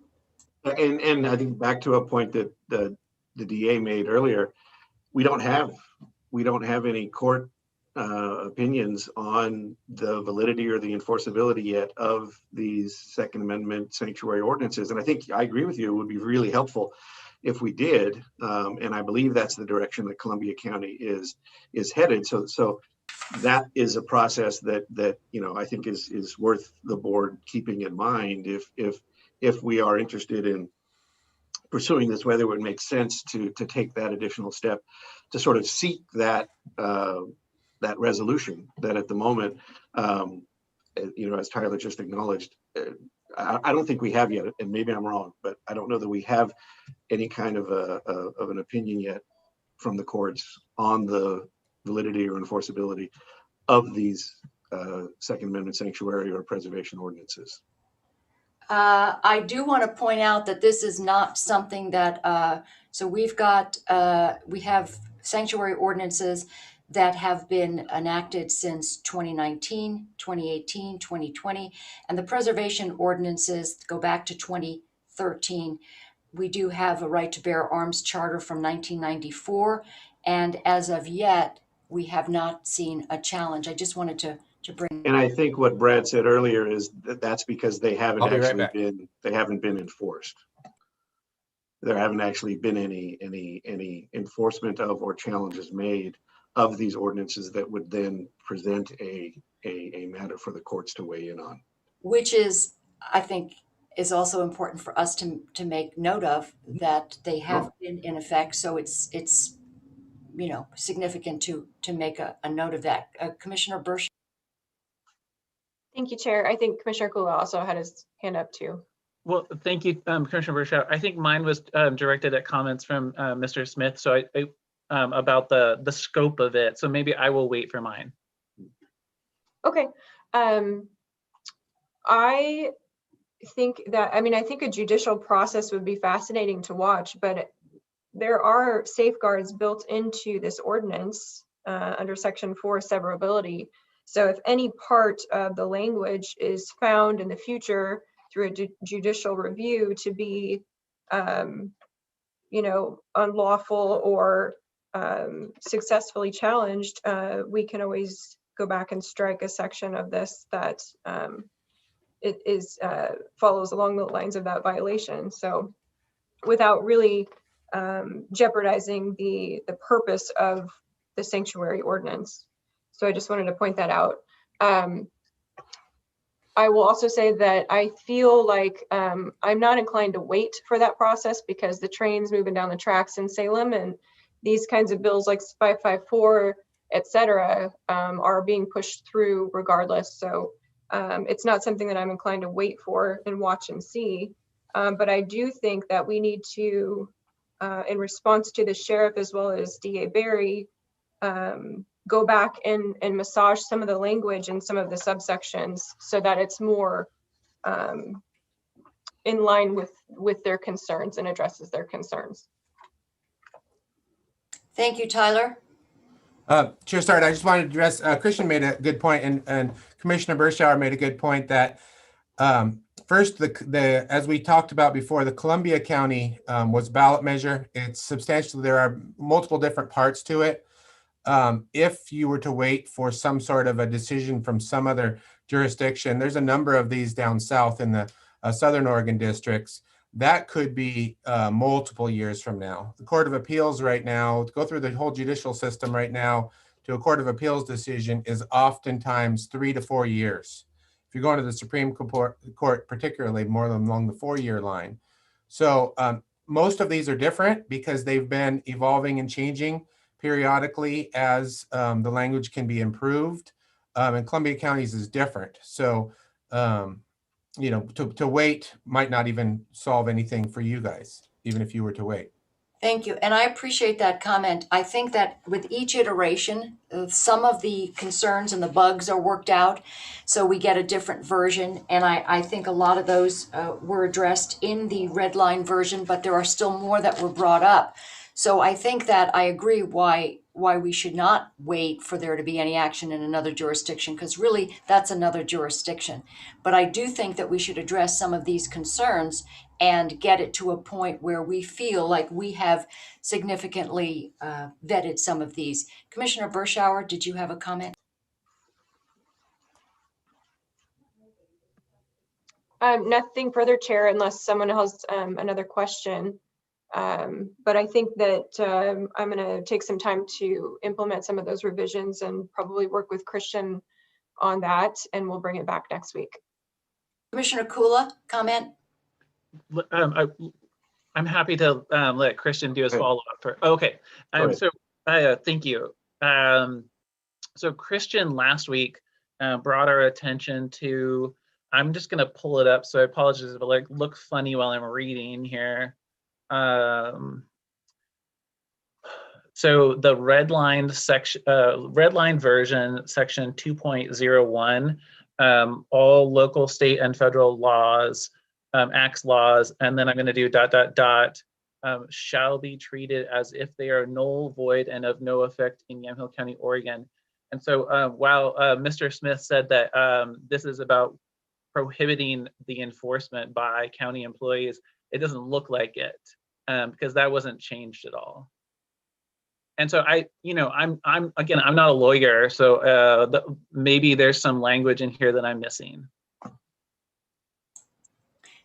Thank you. Tyler, And, I don't know. I guess so. Sorry, Chair, the clarification then is, how does shall be treated as if they're null and void and to no effect? How does that relate specifically to us telling our sheriff which laws his staff can enforce?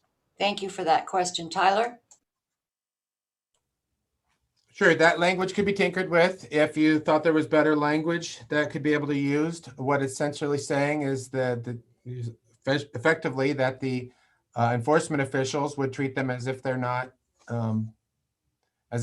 enforceable. No, null, void. Those are legal terms that are we often use to say that something isn't binding or enforceable in the legal world, and that was the intent there. It could be changed if you or your counsel thought there was something better.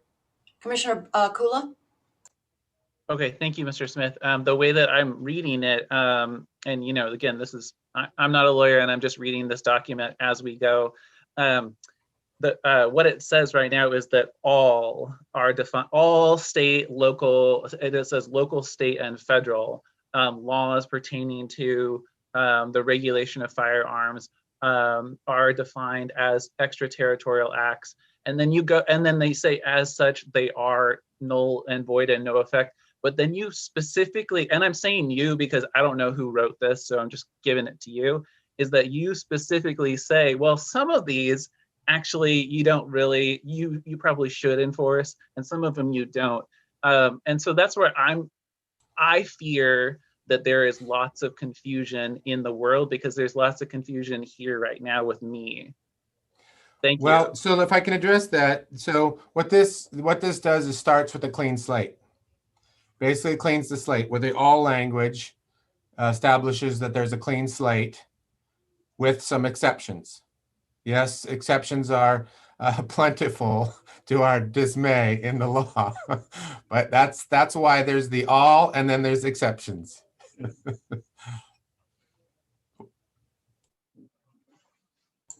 You're muted, Chair. Commissioner Burschauer? Thank you, Chair. Yeah, I was just going to say that the exceptions, I think, address that substantially, especially 2.06 letter D, where we're literally drawing a line saying that there's an exception for regulations dealing with carrying and possession of concealed firearms that were in effect as of March of 2021. So I think that I see Commissioner Kula's point, but I think the exceptions lay it out pretty specifically as to we're not referring to all firearm laws. Thank you. I think at this point, what I would suggest, and I just would like some consensus from the board, is we've identified once again another week of some other things. So it's like peeling an onion, and we keep looking at issues that need to be addressed.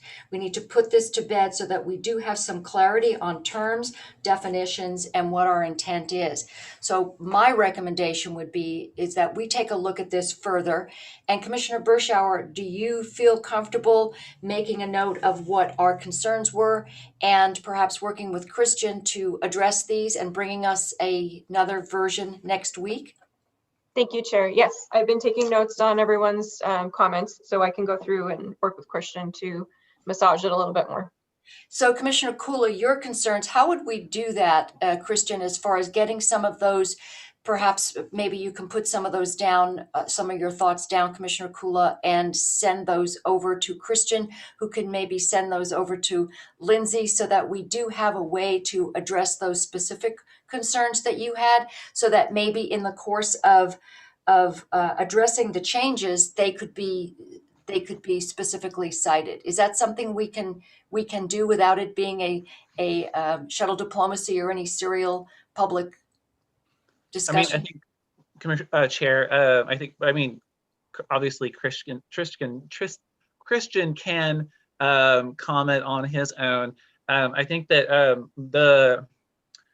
really the crux of this one to me is I'm trying to figure out what this does and how it affects our sheriff and his current ability to use discretion, but both for existing laws, because I honestly don't know what's in those ORSs that were cited with the date, and I want to know why we are proposing to expose our county employees to like criminal liability and civil liability for doing their jobs that we've told them to do under the guidance of our DA and our sheriff. So I'm really I understand the concern that's there's we could elect a sheriff who's not the sheriff we have right now, and that will happen because at the moment we have term limits, and we should talk about that some other time. Trying to get a smile out of the sheriff, but I didn't get one.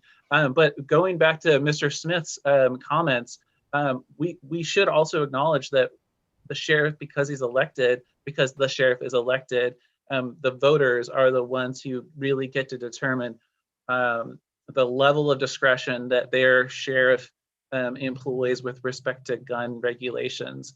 And in this case, what I would be much more interested in doing is having an ordinance that really supports and affirms the sheriff's role in discretion around gun regulations. But I'm also looking forward to the new draft. So with that, I'll... Thank you, Commissioner. Mr. Smith, would you address the Commissioner Kula's concern about exposing our employees to criminal liability? Yes, thank you, Chair. I think what you'll notice if you look here is this is a civil violation, which is the tantamount to the parking ticket, but there's a fine attached to it. So I don't believe those, and this could be modified if you chose to. These again were enacted by almost all of these were enacted by the voters. So if you chose to modify that, since you are the employer, if you want to say, of these folks, you could change that, but it's a civil violation and it's a civil fine, not a criminal prosecution. Otherwise, that Okay. you would do for misdemeanors or felonies. Right. So a Class A violation is not a criminal; it's a civil. Is that what you're saying? That's how this was written, and that's my understanding. Okay, thank you. And I just want to address that we still have the civil liability because it does say it releases immunity, and it says that anybody who is caught not enforcing or not following this ordinance is subject to liability in the civil courts. Tyler? Yes, it is. The private cause of action, which is probably your section 3, does give a person the same rights that they would have if their Second Amendment rights were violated by a state actor. So what this does is it mirrors sort of the civil cause of action as if, a currently well-established Second Amendment right was violated by a state actor, they would be able to bring a case under 42 USC 1983 for violation of their civil rights, and recover, either injunctive relief, if they're in theory, if there was damages, and that's what Section 3, is written to do. And Christian? Did you? Yeah, I mean, that brings up a good point. We may want to take a look at the language in 3.01 because it at the moment it says any entity, person, official, agent, or employee who knowingly violates this ordinance while acting under the color of any state or federal law shall be liable. So we may want to clarify what exactly we mean by any state or federal law, or if we're just talking about firearms regulations. Yeah, that would be a good clarification. So you could insert extraterritorial acts there or something like that. Okay, thank you. So do we have consensus from the board that Commissioner Burschauer is going to have further discussion with County Council and perhaps with input from Mr. Smith or the sheriff or the DA so that we can address the concerns that were raised today? Everybody okay with that? All right, well then I appreciate, thank you. I appreciate you being with us, Tyler. I know that these are can be tedious, but I appreciate your explaining some of the wording here. And Sheriff, I appreciate you being with us, and you're not off the hook because we'll probably ask you to come back next week. But so Tyler, any parting words for us? No, thank you for involving me and us in your process to do the best you can for your county. Thank you very much. Thank you very much for joining us. Thank you. And Sheriff, thank you very much, Sheriff. And we will chat further about this. Thanks for including me. Okay, thank you. Commissioner And before we move up this topic, Chair, Commissioner Burschauer, was there something more you wanted to add? Because you were like, oh. Yeah, thank you for that. Chair, I just wanted to clarify with Christian and make the point that the violation or what's the word I'm searching for? The penalty for violating the ordinance is a civil penalty. However, what's the mechanism for enforcing that? Where does that go? If someone files a civil, case against a deputy, let's say, where does that go? And is there discretion by anyone in terms of how that's pursued? I think we may be talking about two slightly different issues here. So there would be the county acting to enforce the ordinance. And then the most recent issue we were talking about was a private party's cause of action for a violation of their rights. Those would be two different actions. I think we, the county, have the right to exercise discretion in how we enforce our ordinances today. So we would have that discretion, I think, going forward. And then a private action would simply be an action that an individual would file in circuit court. Okay, so we would help at all? We would lose some control if it starts moving through a private civil claim process. When you say lose control, what do you mean? Well, I'm trying to think of, so, if we find that a deputy has violated the ordinance, let's say, and there's a penalty, the penalty is a civil fine, essentially. Are we the body that would decide and maintain discretion over whether or not we actually levy the fine or not? Yeah. Okay. And we would retain the discretion on whether or not to enforce the ordinance to begin with.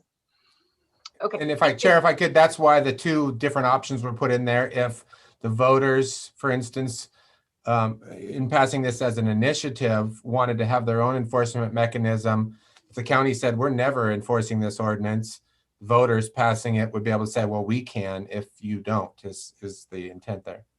Yeah, or maybe this is the example I'm thinking of. If as we work through this, we retain some sort of language around the necessity of the sheriff to adopt some sort of policies or written directives. If the sheriff adopts a policy or directive that says, yes, I do retain the right and the discretion to enforce, and I'm going to use this purely as an example, Senate Bill 941. And then he enforces it against the citizen. If that citizen then wants to make a claim against the sheriff or create a cause of action by claiming that they don't believe that Senate Bill 941 is constitutional, that would be the claim that they could still make against the sheriff for his enforcement of what they perceive to be an unconstitutional state law. That the sheriff's decision to enforce, the discretion he exercised in deciding to enforce, as I understand it, wouldn't be a violation of this ordinance if it was spelled out in those written directives and policies. Tyler? That's correct. He would have, that would, if he exempted some regulation and said, we're gonna enforce this, and that's our administrative policy, then it would not be a violation of this. There could be no civil liability or lawsuit. Under the ordinance. Under the ordinance, yeah. Yeah. You can always make a lawsuit. Yeah. People can sue anybody for anything at any time. Don't Doesn't we know make that, any huh, way. Kristen? Commissioner Kula? do.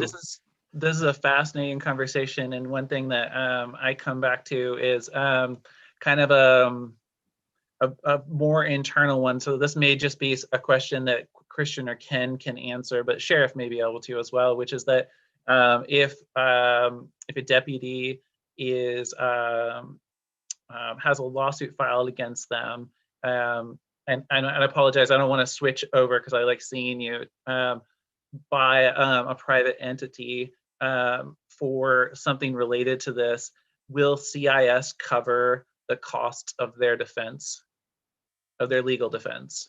Because they are acting in their duties, but by this ordinance, they're not.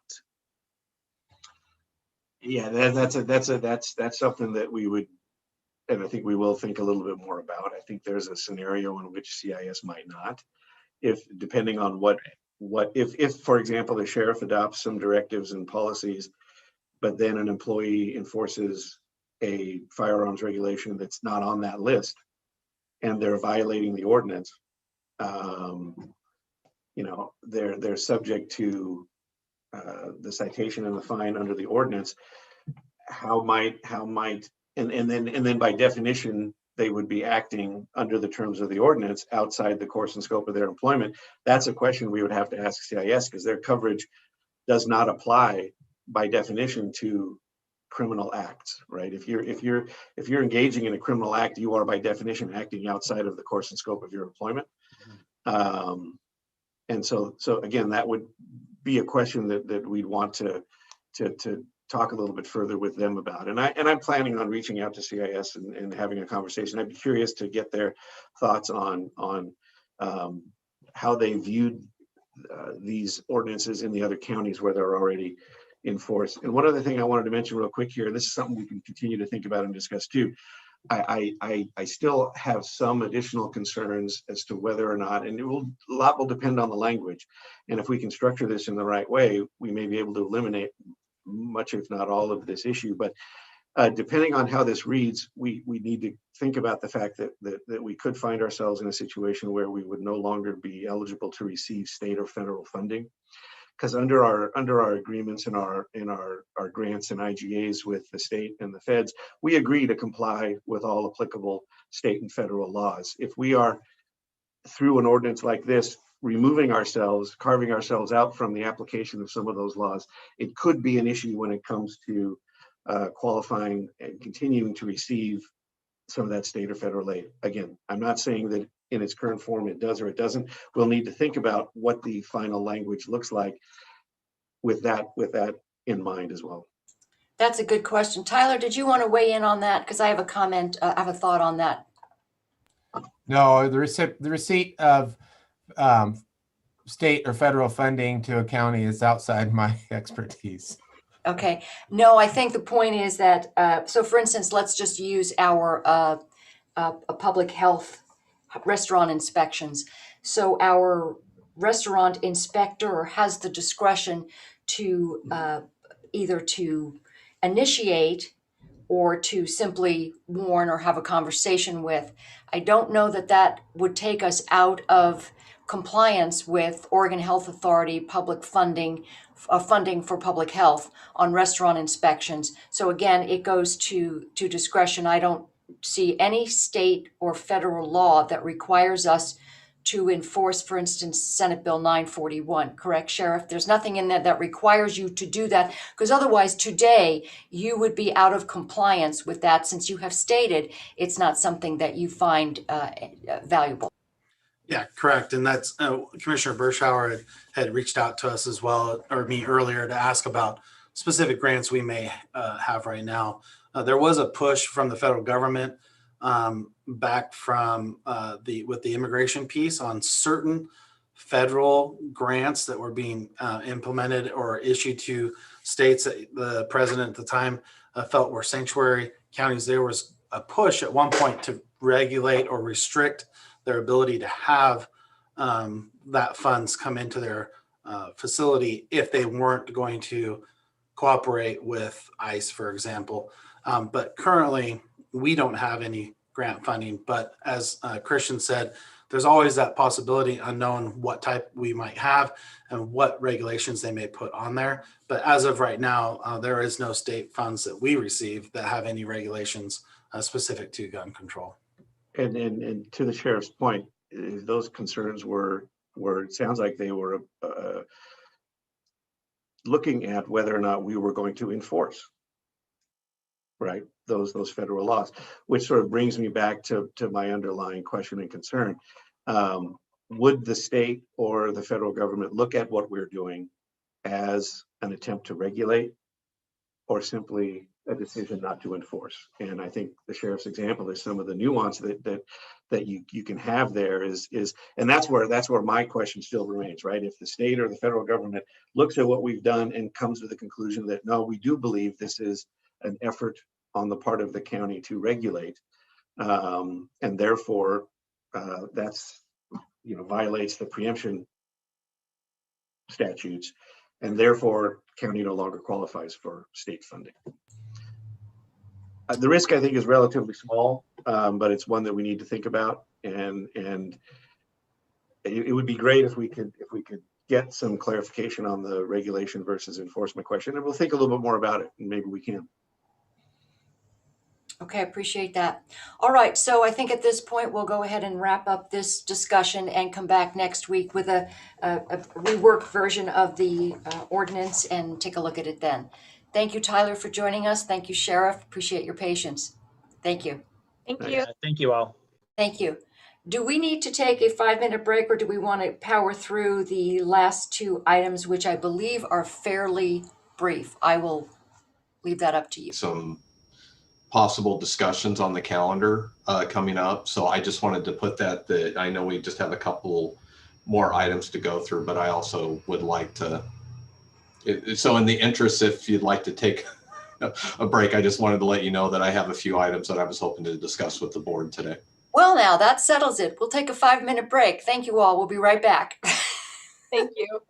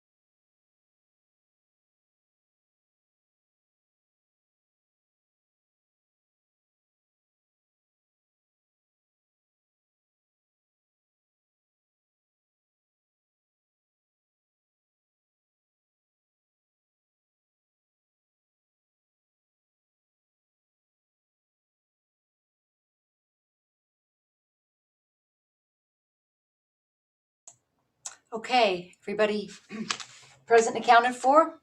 Then we'll go ahead and resume. Thank you all for the recess. We'll come back at the point of H2, or rather HI, other business, and that's consideration of the approval of an agreement between Yamhill County and Oregon Health and Science University, OHSU, for the Nutrition Oregon campaign previously approved under Board Order 21-61 in the amount of $10,000 retroactive to February 1st, 2021, and expanding use of meeting funds.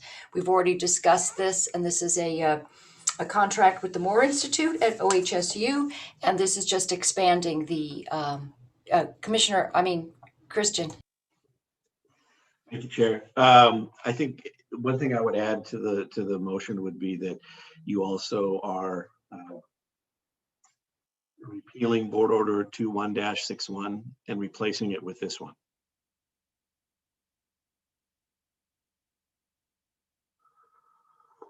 All right, repealing 21-61.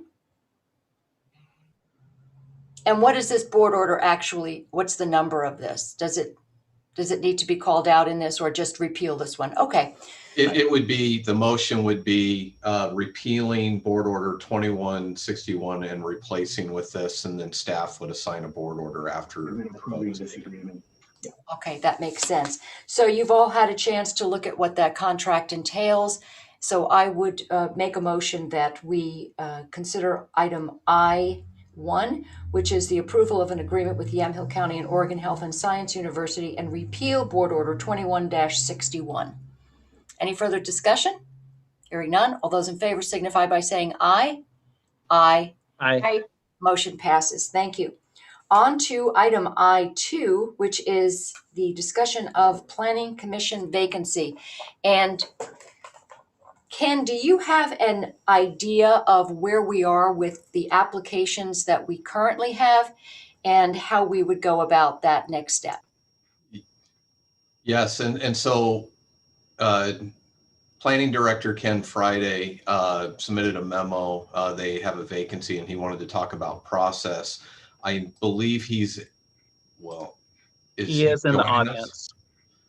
He was in the audience, and I was hoping that he was going to join the discussion. There he is. Oh, perfect. So Ken is going to defer to Ken. Okay, thank you, Ken. Ken? Yes. So our Planning Director, Ken Friday, is on deck, and we will, last I think we heard about this was back in August, I believe. There was a very lengthy Planning Commission meeting where they interviewed a number of applicants, and they narrowed it down to several and then sent that on to the commissioners. We had a discussion, we filled one vacancy, and now we need to take a look perhaps at what is left in the hopper on those applications, and do we have any others in addition to that? Ken? Yes, there were, I think, 20 applications last year, and you actually filled 2 vacancies last year with the recommendation provided by the Planning Commission, and there were 6 that they had recommended in order. Since that time, we've had 6 more, at least 6 more applications submitted. I didn't know if you wanted to select from the pool that was the recommendation from the Planning Commission last year, or if you wanted to open it up for a little more time and create another pool and then have us take it back to the Planning Commission. It's up to you. And by the way, I'm not sure why my video is not working.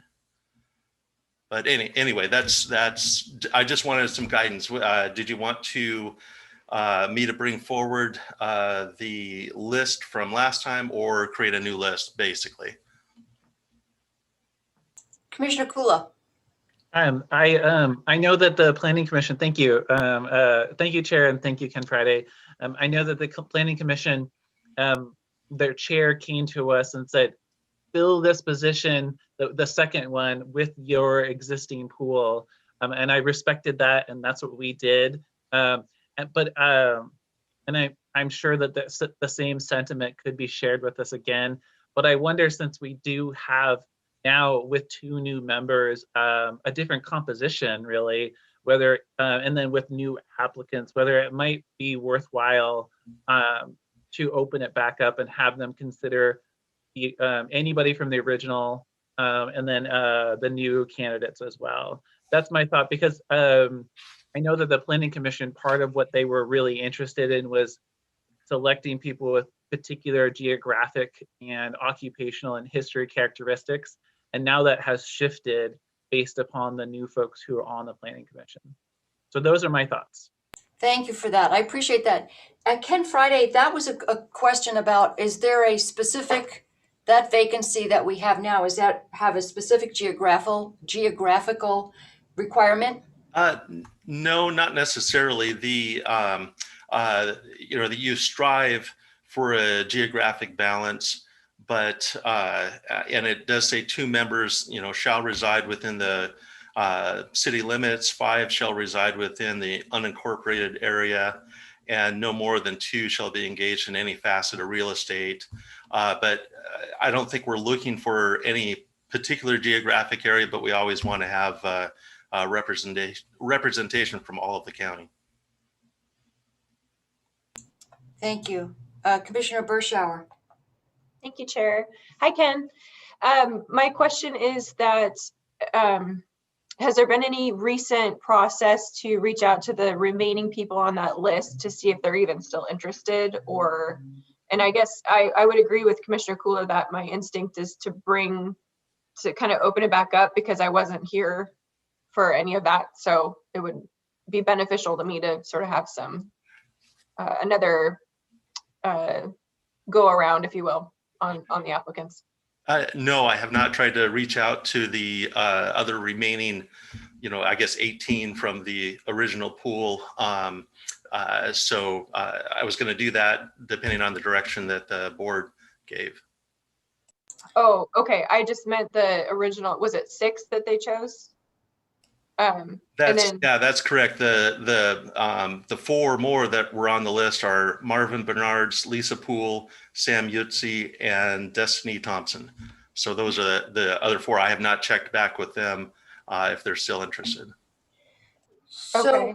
could you excuse me, clarify, there were 6 that were left from that original interview session?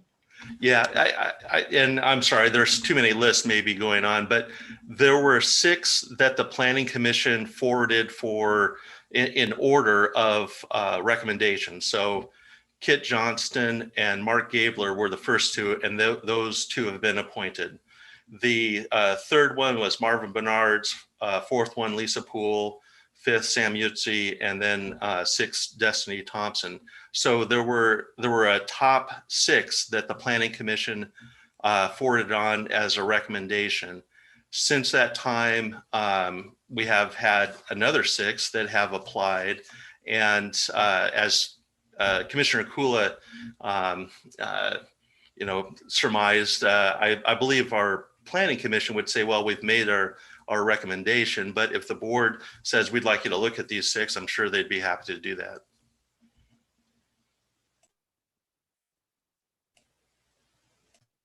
Are you suggesting that we open it up again, or just have the Planning Commission look at the 6 who've applied subsequent to that original batch?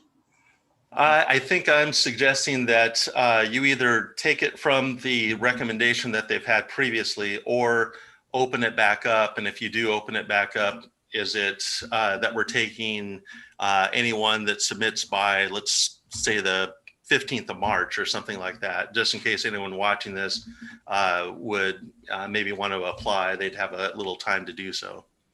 And then that would include those who have already applied after the list that we were given. Correct. Okay. Commissioner Burschauer, does that sound like what you were recommending? Thank you, Chair. I don't want to just kind of set aside all the work that the Planning Commission did, because I remember that was a fairly lengthy process, and wasn't it held at the McMinnville City Council building? So it was a huge to-do. Everybody had to come out. I feel like they put in the work already to determine who they like the top 6 were. but I would also like them to maybe take a look at the recent applications, the new 6, and I don't know, maybe they can sort of vet those internally and see if there's a top 2 or 3 that they would push through, and then we can sort of consider them all. I don't know, I just feel like I don't want to discount the work that they have done. But having 6 new applicants is pretty significant for a planning commission. So I feel like we shouldn't just discard the new people either. Is that, would, process-wise, I remember that was a really like hours and hours and hours of everybody's time. I'm wondering if process-wise, they would have to interview the new applicants, or they could submit the forwarded applicants from last time and include the new applicants without a process where everybody sat through an interview process through planning commission. Is that, I don't know how that works. Commissioner Kula? Oh, I'll let Ken Friday, and then I'll add comment. Thank you. I was going to say you could submit it back to them and let them decide how they want to do the recommendation, and just tell them that you very much appreciate that they did go through a lengthy process, but you want to make sure, and here are the additional 6 or however many extra, and please consider them as well. Commissioner Kula? Thank you, Chair. Yeah, I would piggyback onto Ken Friday's comments that I think we can leave it up to the Planning Commission to decide what their process is, but I'd like to see a recommendation from them about who they want to have working with them in a way that really represents the county land use process well. I think it might be, and I know that this is like, it is blowing it back up again, but there were 20 and then there were 6. And now there's just 4 of the 6, and there's only, there's 4 from that original one, but the 20 that were, considered the first round, I actually haven't seen most of their applications, but I assume that the 6 were pulled out of there because they had the characteristics and, all the different traits that they were looking for in their fellow commission members. But that has changed, right? And so if we're considering a new 6, I think it might be wise to at least find out whether the remaining 4 and the other 6 or the other 14 want to be considered again. And I know that that's more work, but if we're asking them to consider new 6, I think that we should ask them to consider people who might still be willing or still be interested. And then leave it up to them to do the process. Thank you, Commissioner. Commissioner Burschauer, thoughts? Thank you, Chair. I have to agree. I think we open it up again. I hate to create more work, but it feels like it's just a totally different set of circumstances now, because you have 2 of the commissioners are new. So I think we should open it up. So Ken, when would you have people apply by? When's your cutoff date for that? And I'm asking the board what they'd like for the cutoff date. I'm just throwing out March 15th because we do have a lot of applications already. And I don't know why the Planning Commission is a hot ticket, but maybe during the pandemic, people wanted to serve the county, and I appreciate that. But I would just suggest maybe the board make a motion to cut off applications at a certain date, and then I'll assemble them together, take them to the Planning Commission, show them what they had recommended before, and see what they would like to do. That makes sense. And the other thing I'd suggest, I know one of the things we've done in the past when commissioners had to make, before we had SEDCOR deciding on grants, is the commissioners would each take a look at the entire universe of applications, and then we would sort of whittle it down. And then when we got together, we wound up seeing what the nexus was, and that is how we agreed to not have to necessarily be their meeting, but you take your list and you all get together, and typically you're going to all agree on some of the same people, and then advance that list to the board, and that would cut down on having to do those hours-long deliberations with Planning Commission. Is that acceptable process, do you think? Yeah, I think so. Ken Huffer? I just wanted to clarify, I don't think if there's consensus of the board, I don't think it requires a formal action or a formal vote on what the timeline, if there's consensus to maybe hold it open for a couple weeks or advertise for a couple weeks and then have it go before for the planning commission to go through their process of preparing their recommendations, and then those recommendations, whatever form, if it looks like it looked like last time where it was kind of like, here's our top 6 that we're recommending in order, and still recognizing that the board has the ultimate decision on going with that recommendation, or also, the board still reserves the right. You might disagree with the recommendation or see someone else on the list and you're going to appoint that. But, I don't think if there's consensus, I don't think it requires a formal action at this point. Thank you, Ken. No, I was just wondering whether process-wise, from the Planning Commission's standpoint, that would be okay for us to say, hey, can you consider the new ones? Can you, if we leave it open till the 15th and then use some of the others that were on the list and everybody? Does that seem like something we want to do? Okay. So we don't need a vote on that. That's just Ken Friday. Does that make sense to you after all of that? Yes. Okay. Well, thank you, Commissioner Burschauer. So, Chair, just for clarification, are we saying March 15th? And that's the cutoff? That's about 2 weeks. So March 15th work for everybody? Okay. Thank you. Ken Friday. I'm not going to submit one, so it works for me either way. Thank you, Ken Friday. I appreciate you being here and clarifying that for us. Thank you. All right, so then we can move on to what Ken Huffer has for us to discuss. Yes, thank you, Chair. And I'm going to change the order of the things that I have because it's probably a good segue. And talk about budget committee and the process. We currently have a vacant budget committee position. We've been, we have it on the front of our website. We've been, we've received a couple applications for that budget committee position.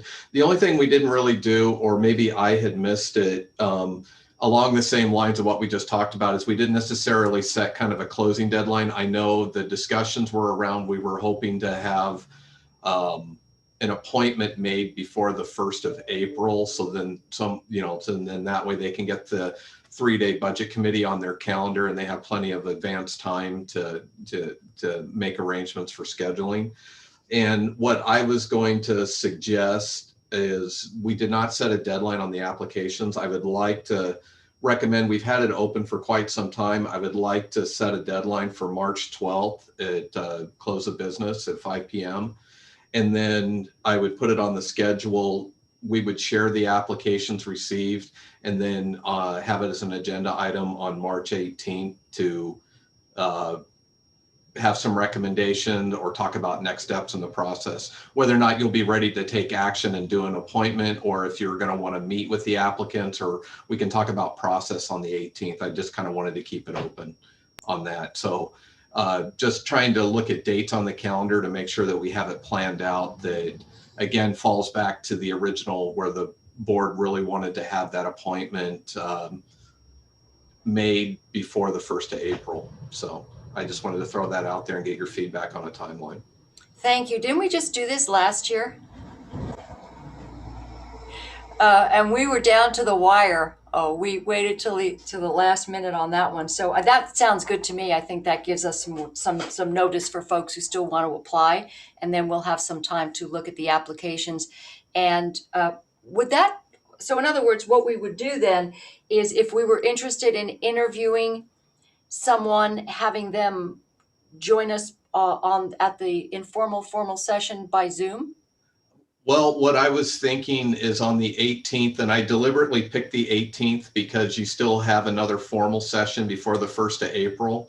Or if we really wanted to meet the spirit of the deadline, you could appoint on the 1st of April. But it would give some time on the 18th for us to talk about process. So when you see the applications, you get a chance to look at it and maybe there's consensus. We would like to interview these 3 individuals or set something up. Then we would have some time to either have it as part of a formal session, or we could even set up a special work session to have those meetings. Or in the past, there's also been times that, you know, we could do where individual commissioners are meeting with each applicant, and then we get together and then you're kind of sharing your findings and results and then narrowing it down on where there's consensus on an appointment. That makes sense. Commissioner Kula, thoughts? Commissioner Burschauer unmuted herself before, so I'm pretty sure she was ready to go, but this sounds like a really good timeline to me. Okay, thank you. Commissioner Burschauer? Thank you, Chair. I agree with Commissioner Kula, but I was going to ask Christian or Ken if there's anything I need to do officially to resign from the Budget Committee. Okay. You've been relieved of your duties. I've been removed. You don't actually get to resign. I think you just move chairs. And just to clarify that this appointment would be finishing out the remainder of the term that you vacated by becoming a commissioner. Okay, great. Good clarification. Thank you for that. All right, that sounds like a plan. Thank you very much. And what else? All right, and the third item, or no, actually I still have two items. I'm sorry. Item number 2. The first part I wanted to talk to the board about is over the last, I want to say it's been over the last 12 months, and it was really when the COVID related restrictions and guidelines started coming down that there was the limitations on public participation, and we went to this written public comment setup. And from the very beginning, we've been using the BOC info email as a means to collect written public comment. Issues that I've seen over the last year, and in light of the recent ordinance, we've also seen where this has come up again.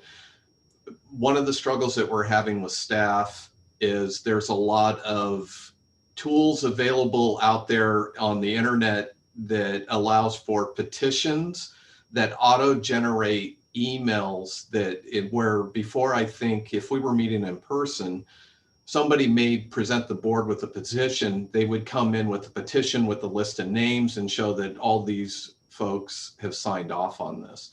What we're seeing, and I don't want to call it a bot, but that's what it kind of reminds me of is, our BOC info folder, we get, and I think you've seen it, and sometimes because you've also, as commissioners, individual commissioners, have also been set up to where if somebody checks the box, it auto generates that email that goes to your mailbox into the BOC info.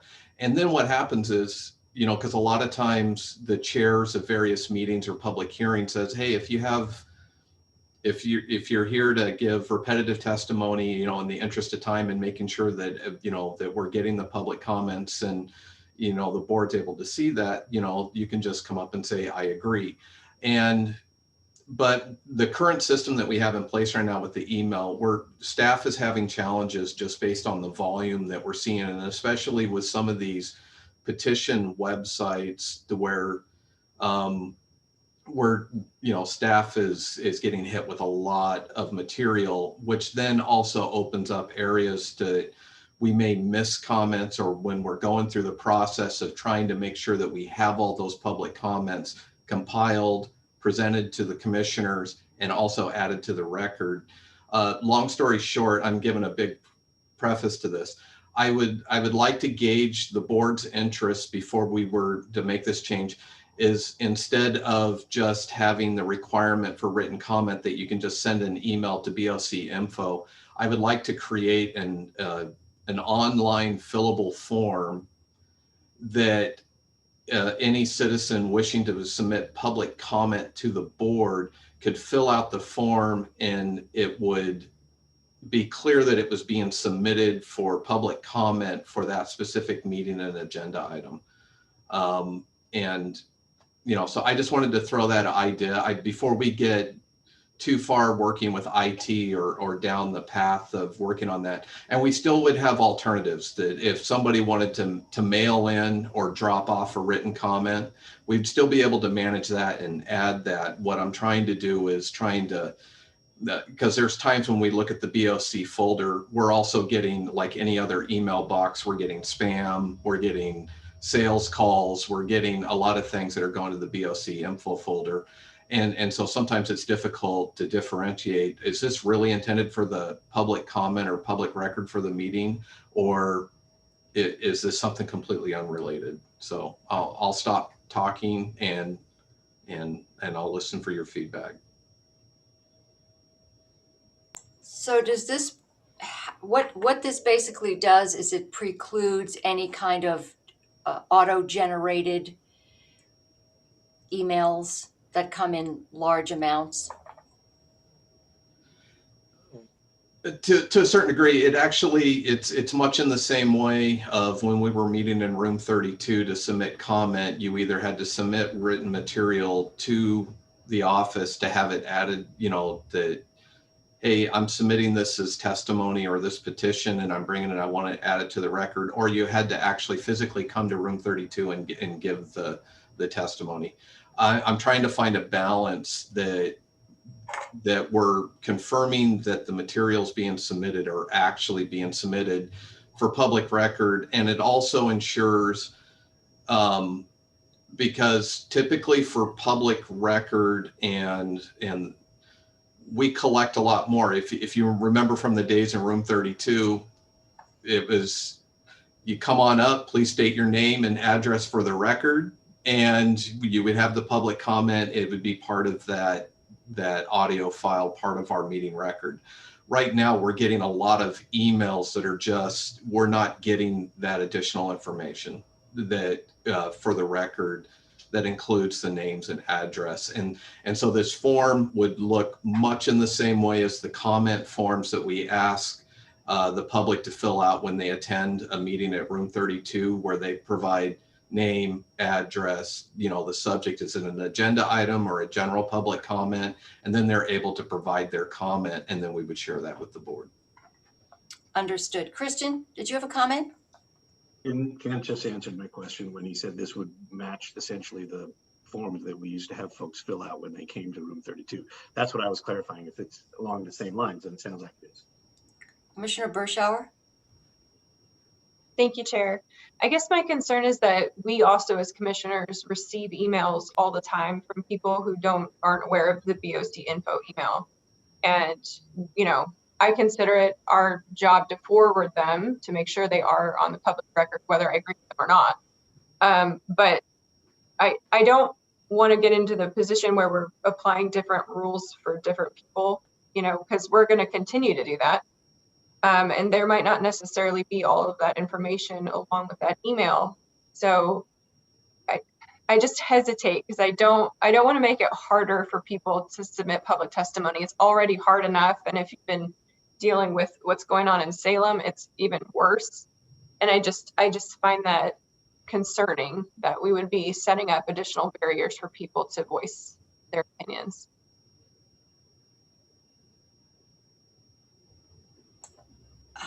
Commissioner Kula. Thank you, Commissioner Burschauer. That's a good point. Commissioner Kula.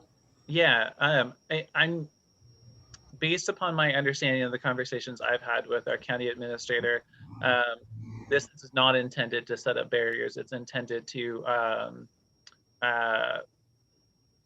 allow people an easy, ready way to get their comments before us for a public meeting, while still acknowledging that the system that we have in place is really is antiquated to the time that we are currently in. So in that way, I think there's a lot of benefits to this because I frankly I would be intimidated as a person in the community to send in my email address. Just like on, you know, every public record, there's my email address. And in this way, having a comment form is a great way to be like, this is a real person. Here's where they live and here's their comments, or here's where they live in approximately. I can see that it would give our staff a lot more time to do their other work while still getting us the important information from people. And I do recognize that there will be a challenge then with the automated forms because I'm not an IT professional, so I don't know how how people can auto-generate, you know, in a comment form. But I do know that, you know, Commissioner Burschauer, we often get emails that really they need to go to a public comment or a, you know, a public record of some kind. So we still have to figure that out, because people are going to send us information regardless of whether there's a fillable comment form. What I would hope is that we have something that's very clear on, you know, every landing page that's associated with the county commissioners, and perhaps on department pages as well, because sometimes people just don't know where to go, right? So if it's always there in front of people, I think that might be, even if that means that it generates comments that weren't originally intended to go into the public record or like a public comment, I think it has the potential to increase people's access and communication with us. But the other thing I do want to, we should talk about at some point is, as we get into land use hearing season, how we're going to deal with, how we're going to address people who are not the applicant who want to provide comments. For example, today, you know, we had staff and then we had Tyler Smith. I want to make sure that when the Etzel, I think, conditional use permit for the winery comes up, that we have the opportunity, we provide the opportunity to both parties. So that's just something that we need to work on, that doesn't put too much work on Carrie Hinton. Thank you, Commissioner. Commissioner Burschauer. Thank you, Chair. Yeah, I don't disagree with the option. I just, and we can direct people that way, but I don't want to get into the position where, you know, if there happens to be some sort of auto-generated, you know, group email coming through, that we're now saying no to those and yes to some other ones. So I'm fine with creating the option and directing people, saying we prefer you to do this because it just tells us more about you. But I want to be careful that we're not saying no to certain people. I appreciate that. And I know one thing I always find frustrating when I'm trying to actually email a person and you go to their website and there's not even the option to get to that person. You have to go through this circuitous route to get, and you don't even know if they're going to get it. So I would like people to know they can email us individually or collectively. So we have that BOC info option. We have the individual option, which we have on the website, but that we encourage the form, because I know that the workload. And the other question I had, and I asked Carolina this, maybe you can help me, because of all of us on this call, I am the most inept at anything technological. But my question was, why are we taking a digital email, printing it out into a hard copy, and then scanning it and turning it into a digital copy? So it seems like doesn't seem like that makes a lot of sense. We're working on that. We're working on refining that.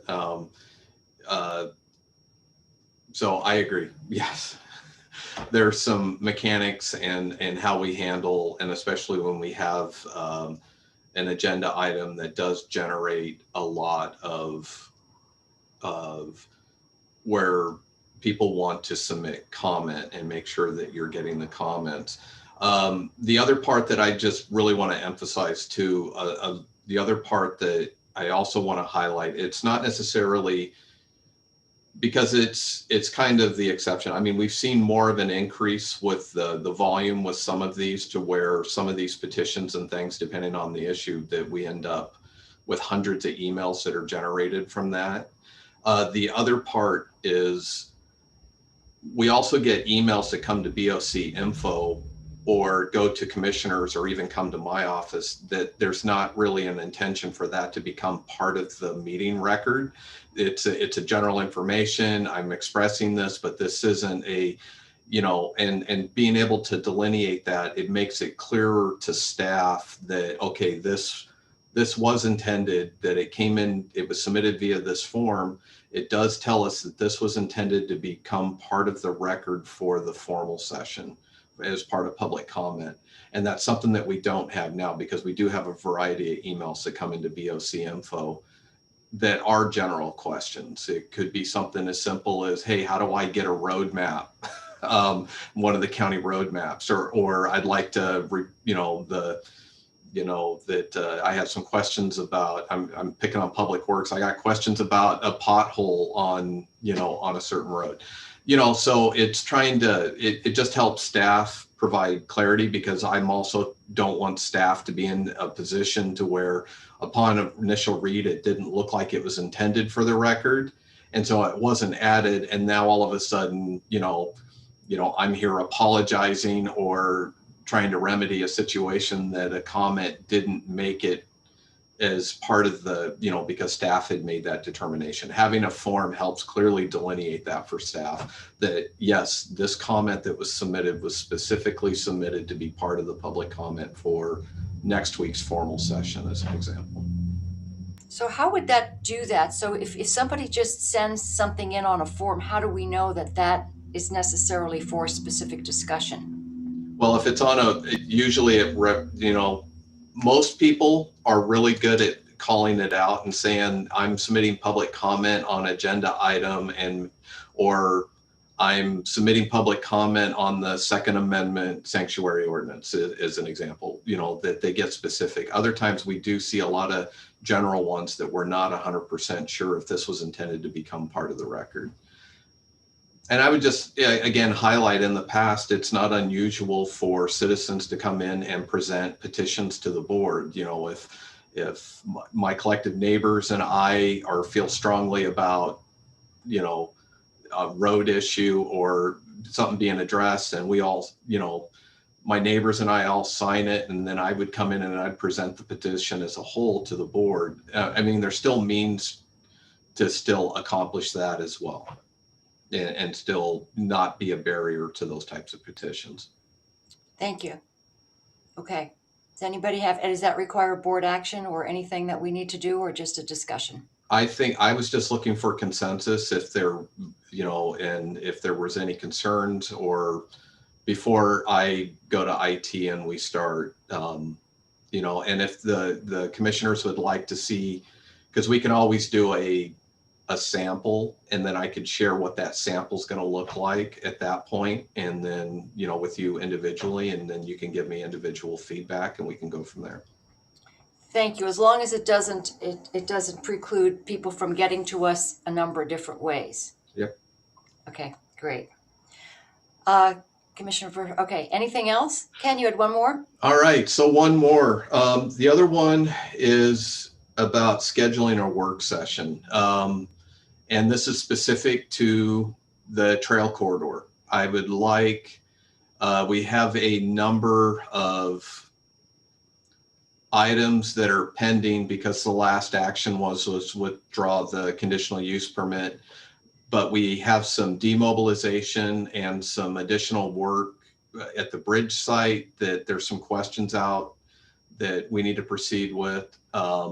There's also questions around the master plan and next step. There's a lot of questions that are still out there, and I was hoping to schedule a work session that we could get some guidance from the board on how staff should proceed. Would that be something that we would do on the same, or could it be considered an executive session and we could talk about it in executive session, or no? I think it depends on the topics or what we're talking about, is whether or not it'd be eligible, you know, that we could meet in executive session. I think some of the items that we have before us right now, I don't believe would necessitate an executive session unless we start talking about property transactions or something along those lines. Christian? Yeah, I agree with Ken. Maybe we could start off with a general conversation, and if through the general conversation some matters come up that would be best addressed in executive session, then we could go into executive session to address those particular items. Commissioner Burschauer? Thank you, Chair. I didn't have any specific comments, but I've been hearing a lot of questions from constituents asking what are the next steps? Where are we on the grants and repayment and all that kind of stuff. So it would be nice to have some discussion around what happens next. Thank you. So would that be a work session perhaps on another day in addition to the Thursday, or work session in the body of a formal informal? I think it's up to the board. We could start with looking at, you know, one of the upcoming formal session dates. But if there's concerns about scheduling something, maybe a separate work session, we could do that as well. I think it's whatever the board would like to do. Comrades? I think that I'm looking, I saw that we had Ken has one more comment. The only caveat that I would add to that is I do think that we have a couple items that are somewhat time sensitive, that I was really hoping to schedule something in the next couple weeks. The question that we need to address the vertical housing option. We've got that to be. We didn't have enough information, I believe, to address it today. So were we planning on addressing that on the 11th? And does that give us enough time to get in under the wire? Yeah, I guess that was number 4 on my list that I had forgotten about, but thank you. Okay, It was 3B, I guess. Yes. so that means that, I guess, dependent on that, we would have to determine whether or not we wanted to make that a work session on that day. Is that something? So does Yeah, sorry, Chair. No, go ahead. I was just going to propose, since we have a couple other time sensitive things, in addition to this time sensitive thing, that I was going to propose that I only know of the only other like big thing for next week would be the land use hearing, but I think we can fit them all in. I just want to make sure that we don't put this off and then find ourselves putting other things off and then having this come back to us, this discussion. Yeah, the vertical housing will need that discussion and an action on, if I remember right, on what I calculated for the 30 days, I believe the 11th is and for that vertical housing, we'll also need to schedule for Extension Service Board of Directors as well for that same. So since we have go ahead, Christian. I'm sorry, I just want to clarify, Ken, did we determine when it was that the Extension Service received their letter? Is their reception date the same date as ours? I'd have to go, I don't have it right in front of me. I don't believe if we're it. ready, it makes sense to do them all together, but Right. it could be something that if there's additional time, you could address it. So Commissioner Burschauer. Thank you, Chair. So is that the vertical housing, is that in a work session or just a normal formal session? It would be a normal formal session. You wouldn't, it's up to you unless you wanted to schedule it as a work session and have more folks that you want to have more discussion around it and then take action on it later in the agenda. You could do it that way. I'm just thinking that is an item that might generate some discussion. So if we're looking at time, that might be a big time factor. So we do have the land use, we've got vertical housing discussion. And so the trail, is that something we want to talk about on the 11th, knowing we've got those items, or put it to the 18th? I think that the 18th might be the better one with these other agenda items as well, even though I'm happy to have the discussion earlier. Chair, keep in mind too, you will have another discussion on the Second Amendment sanctuary ordinance next week as well. Oh, there's that. Okay. So. Which is why it might be good to do it in 2 weeks. Okay, so does that make sense? So we'll do that on the 18th, the trail discussion on the 18th. So the trail on the 18th. And then we'll discuss vertical housing and the rewrite of the ordinance on the 11th. Okay, anything else for us, Christian? I mean, Ken? And we'll also, for the 11th, we'll connect with Kelly at Extension Service and make sure that she's available as well. And we'll aim for getting the board of directors for the Extension Service for the 11th as well. Thank you. Commissioner Burschauer? Thank you, Chair. I was just going to say we might want to do a work session for the vertical housing, just because I don't know, if certain decisions come back mixed, then we might want to have certain people there to discuss. I know CPRD's meeting tonight in a special meeting, so they'll have their decision tonight, but I don't know about it. Well, that's information that we can we can get that information. I don't know that we need them to come and bring that information. But Okay. what I would like to know is at what point are we going to get information from the other taxing districts, and maybe Derek can be the repository of that and bring to us what he's heard about that and Newburgh. Okay, that sounds good. Okay. Mhm. So do we want to send an email to Derek and also to Newburgh, and then we'll get the information on CPRD and be able to make a decision based on what all we get? I Okay. can follow through on those emails. I can email Keith Leonard at the city of Newburgh, and then also Derek and ask and see if they've gotten any updates from Newburgh School District or some of the other districts that I'm not thinking of right off the top of my head. And also take a look at what CPRD does tonight and have that information available. Okay, thank you. Anything else? So commissioner updates, since we haven't done them in a while, do we want to start with you, Commissioner Kula? You know, being so focused on the Second Amendment, my mind has temporarily gone blank.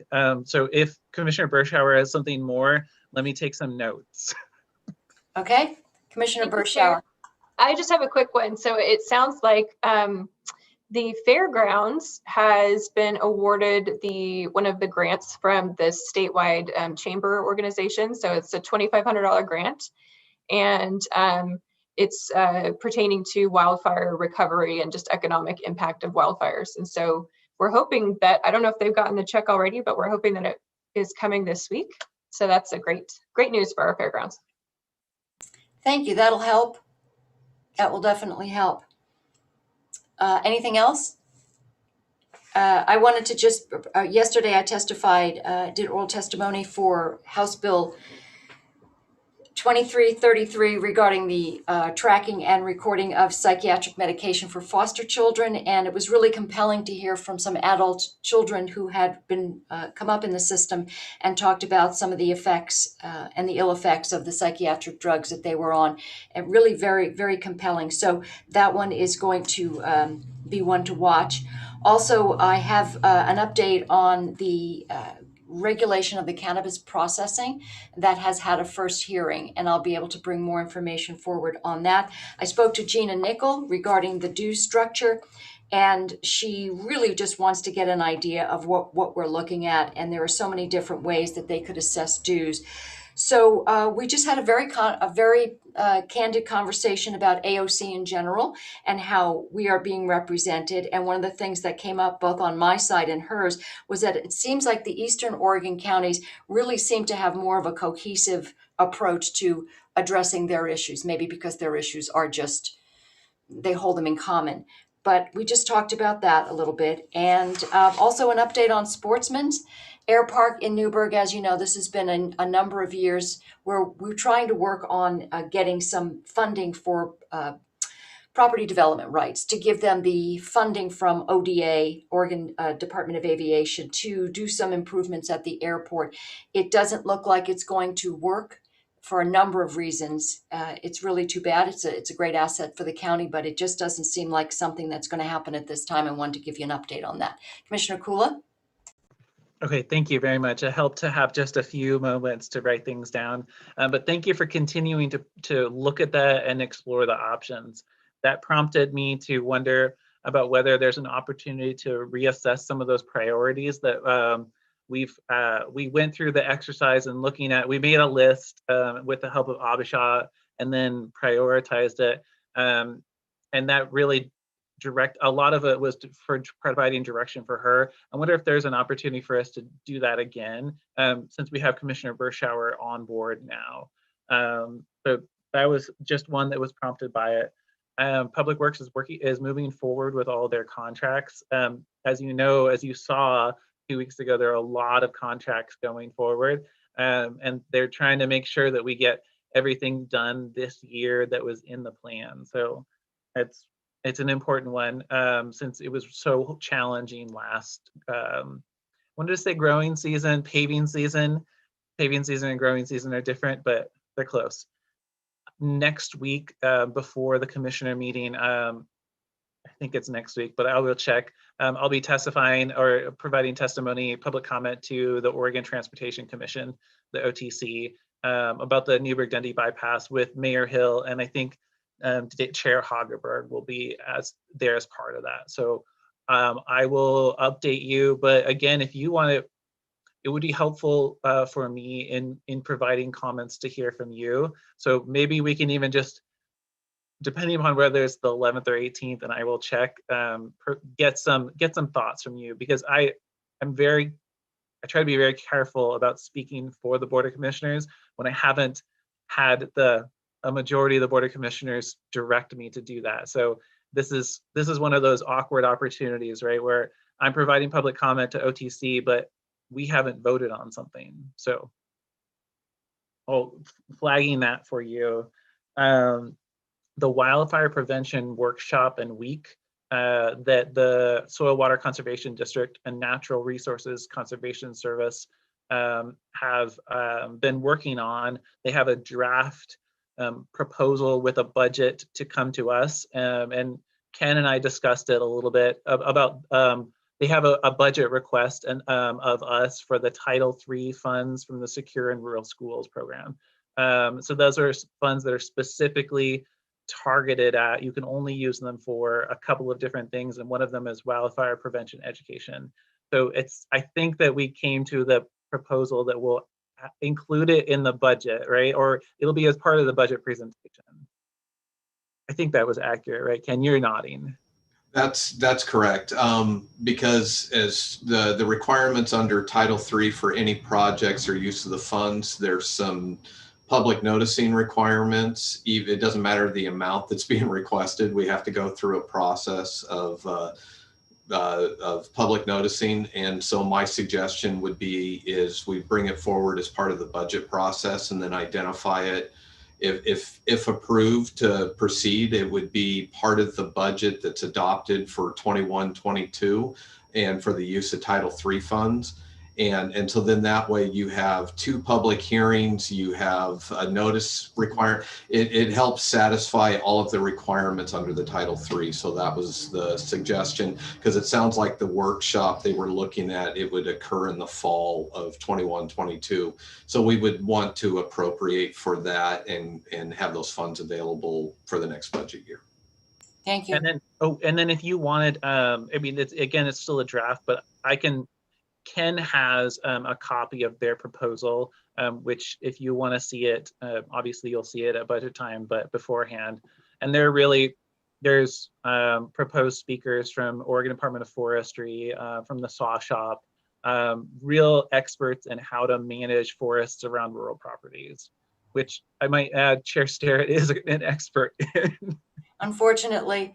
So could we share that with Sergeant Young, only because I've had conversations with him and he's also expressed an interest in that urban, interface, so that we can at least promote some education for rural property owners.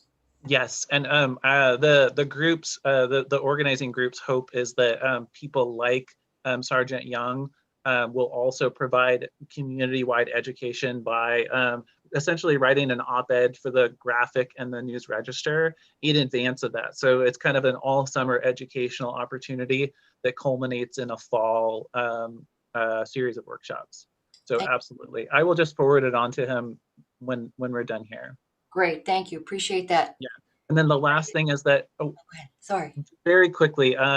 So we all received an email from Taylor Jerome.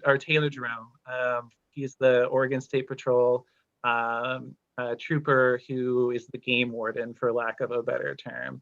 You remember it was about gates? Yeah, and so I was already working with a group on trying to find out what kind of incentives private landowners would be interested in order to provide access. So he is now working with me, and we're in conversations with Weyerhaeuser and some outdoor rec groups about what it would look like to, what kind of incentives, say, Weyerhaeuser needs in order to open gates and where that would come from.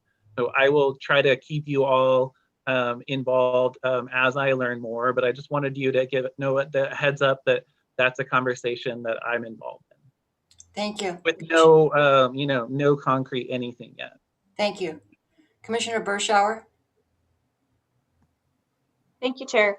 One of the issues that I've been discussing with other commissioners across the state, as well as on the governor call, I believe it was last month now, is the problem with counties ping-ponging back and forth with risk levels. And it looks like she just made a decision to extend the time period for if you were in extreme risk and you've moved to high, and your new numbers show that you might be bouncing back to extreme risk, you now get another 2-week extension on being in high risk, so that you can prepare your businesses and you can make precautions and do things to get those numbers back down. So that's great news. It sounds like it's going to be just a permanent extension, but I think it's a good start in addressing that issue, because I think as we've all heard, our businesses are very worried about that. So I just wanted to make that announcement. Great, thank you. Appreciate that. Kristen, did you want to give us a soccer update? Oh, okay, thank you. No. All right, well, maybe we could do that next week. Oh, look at the time. I did actually have one update. It's what you and I discussed yesterday about our judicial validation. Yes. For judicial validation. But before I get to that, I will just remind everybody, Der Klassiker is on this weekend on ABC, Bayern Munich versus Borussia Dortmund. So it's on ABC Saturday morning, 9:30. But yes, we do have a date for our petition. We have a hearing date, March 26th. So that's good news. Not as quickly as we would have liked, but we are moving forward. We don't yet know which judge has been assigned, but we do have a hearing date set for later this month. And I think Commissioner Sarah, as I also mentioned, Chair, we did hear from Josephine County, and their petition was dismissed. I was waiting for the actual judgment to be posted. It was posted today, but unfortunately it doesn't add much in the way of clarification. It simply says, this issue having been heard by the judge, it is hereby ordered to be dismissed. So it's a ruling from the bench, so there's not a written opinion from the judge. But in the meantime, in preparation for our hearing, Todd and I will be talking to Wally Hicks, the county council in Josephine County, and we'll see if he has any more information to provide on that. But yeah, their petition their petition for validation was unsuccessful. Thank you very much, Christian. Yeah. Commissioner Burschauer? Thank you, Chair. Can you clarify what your conversation was that you were referring to in the beginning? Oh, when Ken and Chair Sterrett and we spoke yesterday in sort of one of the weekly meetings that Ken and I have with each of you. We were just talking about this. I brought it to her attention yesterday. She asked if I could update the board today on the status of the Josephine County petition and our pending hearing date. Sorry, this is the COVID-19 board order that the board adopted in December that to set I'm going off the top of my head here, but I think the term we used is to set an accurate risk level as it related to COVID-19. And then in the board order, we specifically said we would be seeking filing a petition for judicial validation of that board order. And we've been working with the courts now to get that hearing date set. Sorry. Thank you. Sorry. I was still stuck, like Commissioner Kula, I was stuck in Second Amendment sanctuary, and I know we've been discussing Josephine County. I'm like, what is he talking about? Yeah. Sorry about that. Thank you. And I'm happy to provide further details to the extent I have information if any of you want to discuss it individually as well. Thank you. Yeah. Ken, anybody else have anything else for the good of the order? No, thank you, Chair. Okay, then I will go ahead and adjourn today's meeting. Thank you all very much.